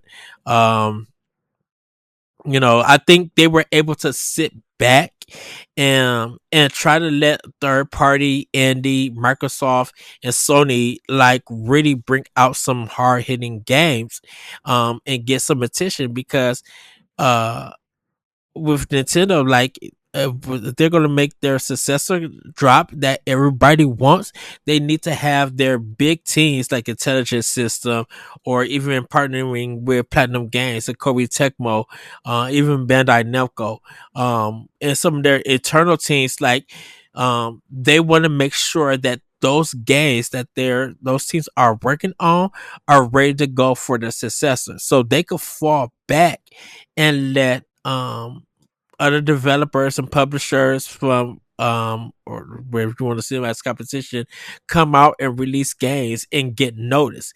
Because hey, you can say whatever you want about the performance of those games, but to Echoes of Wisdom hit 3 million. We just talking about Jamboree outbeating Dragon Quest 3 for after 2 weeks, and like still a lot of their little games are still selling, hitting a million or even past 500 or whatever. But I think for this year, Nintendo should be able to sit back because they gave you 7 years of amazing first party games with it. To me, this is supposed to be the year of Microsoft. They were supposed to have hits dropping this year. PlayStation had a chance to have hits dropping from their first party teams, and they, not to knock Microsoft, not to knock Sony, but I'm like, Avowed was the big anticipated game after they got that display showing. Stellar Blade came out, and as good as it did, it had this moment, after it came out, where I think Nintendo was just like, there was so much that they gave, that made us excited. And I want to say Marvel vs. Capcom was a surprise. And the Nintendo Direct was just very shocking, but they presented all the games that were coming out for the system. But just like for Nintendo exclusive first party for 2024, I think um I would have to give him a B minus compared to the other years. At this point in time, nothing is topping 2019 for right now. Um, uh, because of all the great games that came out for the system. Um, I think it's kind. I would probably say, it could hold its own, but like, if I had to rank, like, give him a number, I think this is probably would be like in last place for him. Mm. You know. Oh, and we got a new game like Emio and everything. We always talking about Emio, the Smiling Man. Being Nintendo's first in-rated game, and everything. So Yeah. Yeah. For me, I'm kind of with you in terms of exclusives. Not that it was a bad year, but like, hmm like we've discussed several times, and you kind of just said, like, look at the banger years we've had. Like 2017, the launch year was a banger year. 2019 was a yeah, banger year. 2021 was a pretty decent year. They've all been really decent years in one way or another. I mean, last year was a great year. We got yeah, Pikmin, we got another Pikmin game and a Tears of the Kingdom, and a awesome 2D Mario game. Like last year was an awesome year too, and this yeah, year was like as good as this year was. Like this might have been a pretty good year on the Wii U, to be honest with you. Uh, we got a great new innovative 2D Zelda game. We got an interesting kind of take on Princess Peach. We got another Code Recollection, which is a remake of niche DS titles, and it's like right. that's great. That's awesome. We got some great games this year. Luigi's Mansion 2, which is arguably the best Luigi's Mansion, the best, what people say is the best Paper Mario, and we got a new Mario and Luigi game, which we didn't think we were ever going to get again. Like, yeah, we got some great games, and it's just another good year and a great run of years of Nintendo. I mean, I don't know how much else I have to add to that. That's just what it is. It's that's what it is. and then like even with NSO, Mhm. releasing some bangers like Vector um Man. Vector Man. We got Donkey Kong. We got some more N-rated N64 games. Tetris is dropping for NES soon.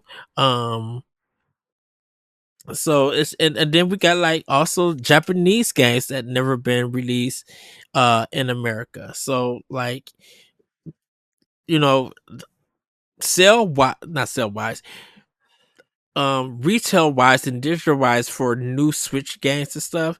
Um, there's just yeah, there's just some there's some good games out there. There's once again they put out a lot of first party games compared to Microsoft and Sony. So that's something you still have to give Nintendo out. Whether it's a port or it's a remaster, remake, or new or brand new game, you got something almost every month for Nintendo. Hmm. Yeah. I mean, but that's been Nintendo this entire generation, though, right? Yeah. There has been something every 4 to 6 weeks, arguably the entire run of the Switch, except for first party wise, except for maybe the COVID year. But even then, we got something like every 2 months, Right. and in that gap we had, right, was Animal Crossing. So, And you look know, how crazy that game sold. I know, dude. It's the second best selling game on the console. 40 something million units, man. Crazy. Behind Mario Kart 8, man. That thing is going to hit 70 million units when it's all said and done. Oh I mean, if you goodness. count the Wii U units, 13 million, like that game has sold 75 million units. It would be so funny to have Grand Theft Auto 5 versus Mario Kart 8 on Switch. If Well, Mario Kart 8 Grand Theft Auto 5 has sold what 200 million. It's something ridiculous. It's a ton. It's like Yeah, the best selling game but of all. that's which is multi-platform, right? But I'm just like, It is what? yes, It's also multi-platform multi generation. versus true. Yes, also, um, Three but generations. to have that game versus Mario Kart 8, the Switch version, like if the Switch version just even hit 100 million, like I don't even know a GTA could even hit that number on one console. Yeah. And they would literally have to make a decision of, do we bring this to PC only to get that number? Because you can't bring it to Xbox or Sony. They haven't had they don't have 100 million consoles out of PlayStation 5 and Series X or S. PC would be like the only one to make them have that high number. Whereas Switch is just like, oh, even if we threw out the Wii U numbers, if that system sold 100 copies of that game, Yeah. like how how would that discussion go? Because it's going to be, if we look at it, it's going to be GTA 6 versus Mario Kart 9 or the next Mario Kart game. Like, can those numbers reoccur again? Who knows? Mhm. Yeah. Well, guess we'll have to do a year ranking at some point. The Switch again. All right. Mary Helen Norris writes in, "'Tis the season. You have to buy a Christmas present for someone, and the one thing you know is that they're a Nintendo fan. What game? What game are you buying for them, and why?" Hmm. Well, Okay, what so don't to they own? this, you have to buy a Christmas present for someone, and the one thing you know is that they're a Nintendo fan. What game are you buying for them, and why? So I am going to definitely, if this is this, I'm not even including gender or anything. I'm or whatever. Um, I mean, it is age is going to be a questionable thing for it, but I would definitely buy them Xenoblade Chronicles 3. Um and I think I would buy, I mean, it's a long art JRPG. The battle systems and everything, and hearing the story, getting into the music and everything, but understanding um uh strong storytelling and narrative, and I think it's going to be a game that's going to take them a long time to play, and I really think that, for, even if it's, I know if it's a kid, I would have brought them like Yoshi's Crafted World, because creative bosses, the way that that game is designed, the level layout is so good, and they can play with their families. But if I'm going for a Nintendo fan who's maybe a teen or a little bit older or whatever thing, I think Xenoblade Chronicles 3 is so strong in its presentation, like with its graphics, with its cutscenes. You really feel for the characters. Some of the twists and surprises in the cutscenes will make you drop your jaw. Some parts in that game will make you feel emotion, and I think people will get an understanding that um Nintendo isn't just for kids.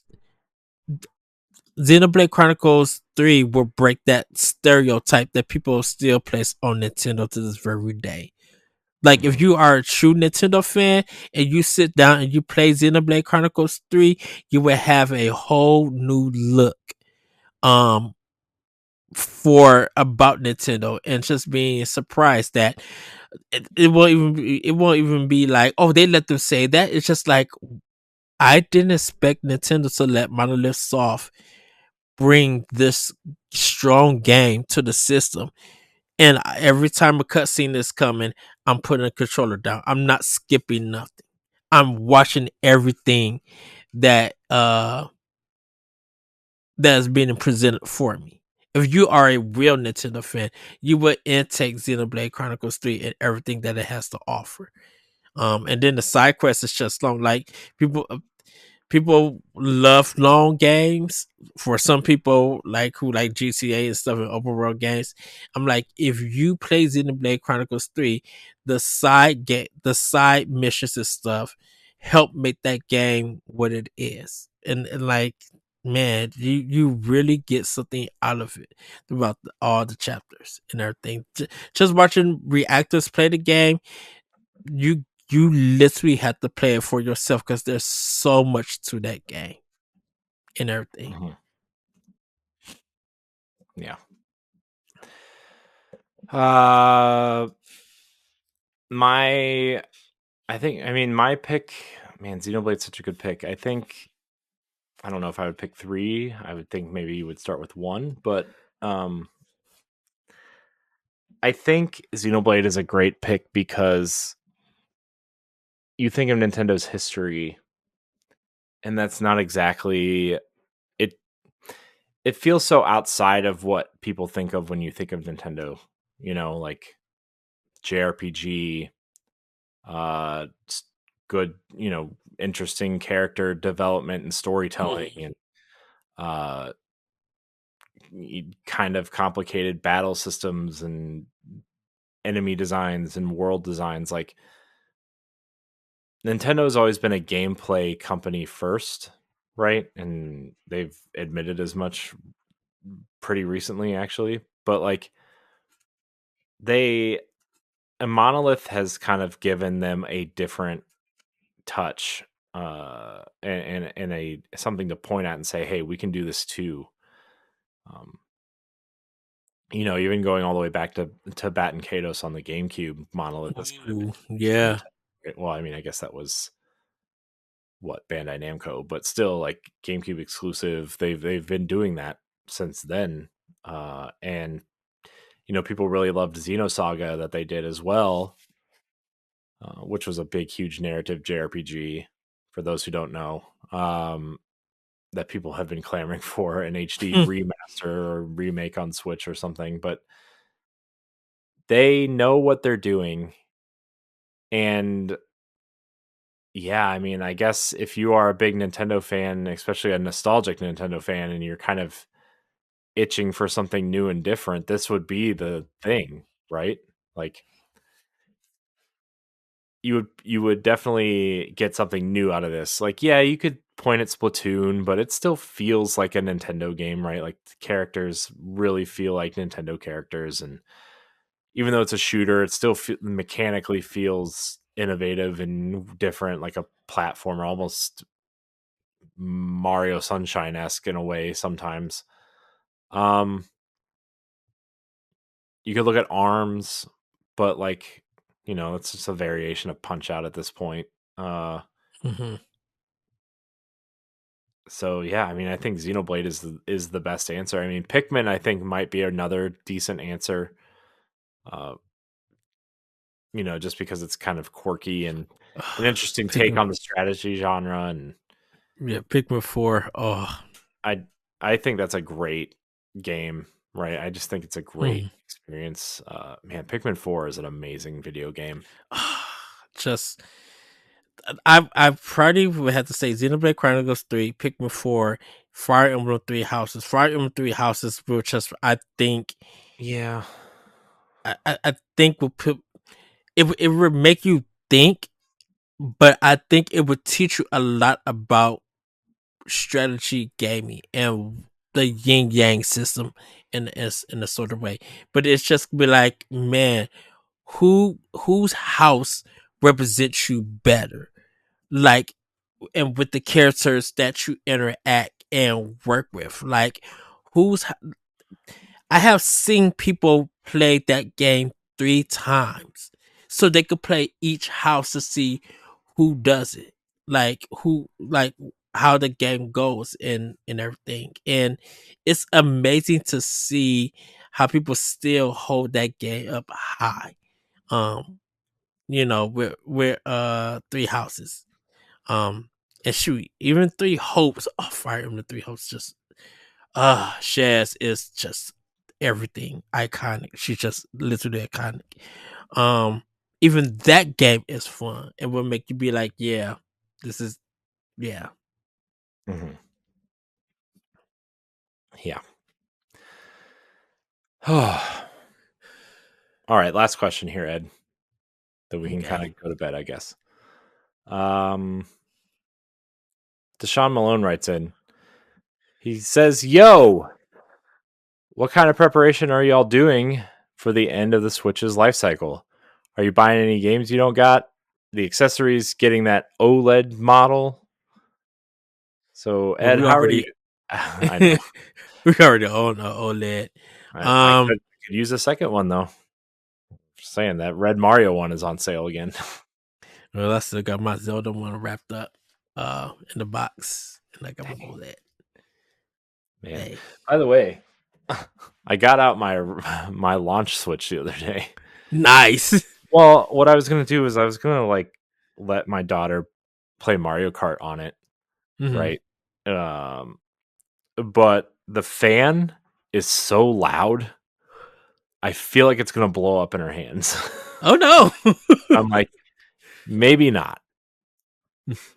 Mine. I thought about getting, man, I want to get them both like Switch lights, but I feel like my wife would murder me if I bought them both Switch lights. Mhm. But I would also be contributing to that record number of sales. So it's tough. It's tough, man. My nephew, he has my original one, and because I got the OLED and stuff. Just like, well, you're gonna have to get a pro controller, uh, because one of the sizes messed up. So Yeah. can't say. Um. So, I mean, I would get games that I need. Whether it's physical or if I need to get them digitally, I'll get them digitally. So yeah, I would just need to buy the games from Best Buy. I'll, Once it comes to it, it just be the games. I don't need the accessories. I got, like I said, two OLEDs, so I'm good. What about you, Corey? I mean, I would like to grab a couple more accessories. I would like to grab another. I, I mean, I have a whole list of things I would like to have, but I would like to get another set of kind of like generic Joy Cons. Mm-hmm. Whether they're the red and blue neons or the gray ones, because my gray ones, the left one finally hit the Joy-Con drift. And so did my blue ones in the same week. I had never experienced Joy-Con drift the entire time I've had a Switch, and then both pair I use regularly hit Joy-Con drift in the same week, so I had to Oh no. retire them. But I would like to get two more pairs of Joy Cons just to keep safe somewhere. uh, I would like to. I've always wanted that Smash special edition controller because it's white, Mm-hmm. especially after I got the OLED model. Like, because I got the white OLED model and the Smash controller is white, and it just looks nice together. And then I have like a whole list of physical games I would like to have added to my collection before it's all said and done. Yeah. Um, Luckily, I have most of the ones that are hard to find at this point. Most of the ones I need are like Mario and uh, you know Pikmin 1 and 2, and some of the That's what I need to get. Pikmin generic, 1 and 2. like not generic titles, but like the ones that are easy to find. Like you know the Bayonetta trilogy I have, right, and those ones are getting relatively difficult to find. Astral Chain I have, which is difficult to find. Yeah. Uh, the series I do wish I had though that are really hard to find are like I've always wanted to try the Trails series ever since it got popular. I've always wanted to see what it was about. Yeah. Um, Those I don't even know where you get even order to get those. yeah, and And then everything. the E series is pretty expensive now at this point. Yeah. So I think that series is slowly becoming more popular because Trails is popular, and that's what Falcom's other series. So I don't know, man. Those two series are like very hard to find. But I got the Final Fantasy Pixel remasters, which I assume will be hard to find physical on Switch at some point. Um, depending on where you, because like I said, I ordered mine from Square Enix, so I got Well, my shit from them. yeah. Well, mine was Amazon had it on sale. I got it for $50. So Okay. Yeah, I think mine was like the new 30th anniversary collection or whatever. Yeah. It just it kind of sucks because a lot of games are on sale right now, and I only have limited funds. I did get Octopath Traveler 2 for $30. It's great deal. Amazon. I ordered it like 2 weeks ago, and Amazon said it would be here somewhere between December 8th and December 17th. So wow, it's December 8th as of right now. So yes. Yeah, so that's kind of where I'm at. It's mostly about getting games and backup accessories for later. Because I have docks. I would like a larger memory card, to be honest. I almost pulled the trigger on that $90 1.5 terabyte micro SD card over Black Friday. Oh, I didn't see that. But with Christmas coming up with 2 kids, $100 to spend on a memory card was a hard pill to swallow, especially when I have a 512 gig one in there already and it's serviceable. So that would be what I would get. Would just be upgrade some accessories and finish out my game library. Find some indies maybe that I enjoy that are on physical that I don't have yet, like Hyper Light Drifter. I would love to have physically. Axiom Verge I would like to have physically. I do have Death's Door, and I did get Tunic, so that's good. And plus I would like to have physically. Love that game. There's quite a few others. I just can't think off the top of my head right now. But I have. I ended up getting Catherine and Persona 5 and Tokyo Mirage Sessions, which are the Atlas games. So I'm kind of covered there. Yeah, I mean that's kind of never coming from Amazon next year. I think. Yeah, those I should probably pre-order from Amazon as well. The problem is Nintendo has so many first-party games now. I mean, I still need to get Dragon Quest and Lego Horizon because I ended up like all like those and Mario and Luigi and Fantasian were all coming out within like 2 weeks of each other, and I'm like, I can't spend. If I was by myself, if I was single and had no kids, I would totally have bought everything up to this point, whatever. But when you're married and you have a mortgage and your kids want stuff like food and fun, unfortunately, they take priority. So, I'm just kidding. I love my kids sometimes when they're sleeping. I'm a terrible person. I have no answer for that. Anyways, Ed, get me out of here. Yeah, okay. Corey, let's get ready to hang out. Everybody, thanks for listening and watching Nintendo Pow Block, which is part of the Boss Rush Network. If you enjoyed our discussions, please do subscribe on YouTube or your favorite podcast application. You can support us over on Patreon. That's patreon.com/Boss Rush Network. Thanks everybody for listening, and we'll see you next time. Bye, everybody. Woohoo! Goodbye. If you want to see how you can become a Patreon producer, head on over to patreon.com/BossRushNetwork. The Patreon producers for this month are Adriel Munger, Austin Campbell, Celeste Roberts, Christian S., Sana Dierig, Francisco Santillan, Matthew Keel, and Todd Oxtra. Thanks for your continued support of the Boss Rush Network.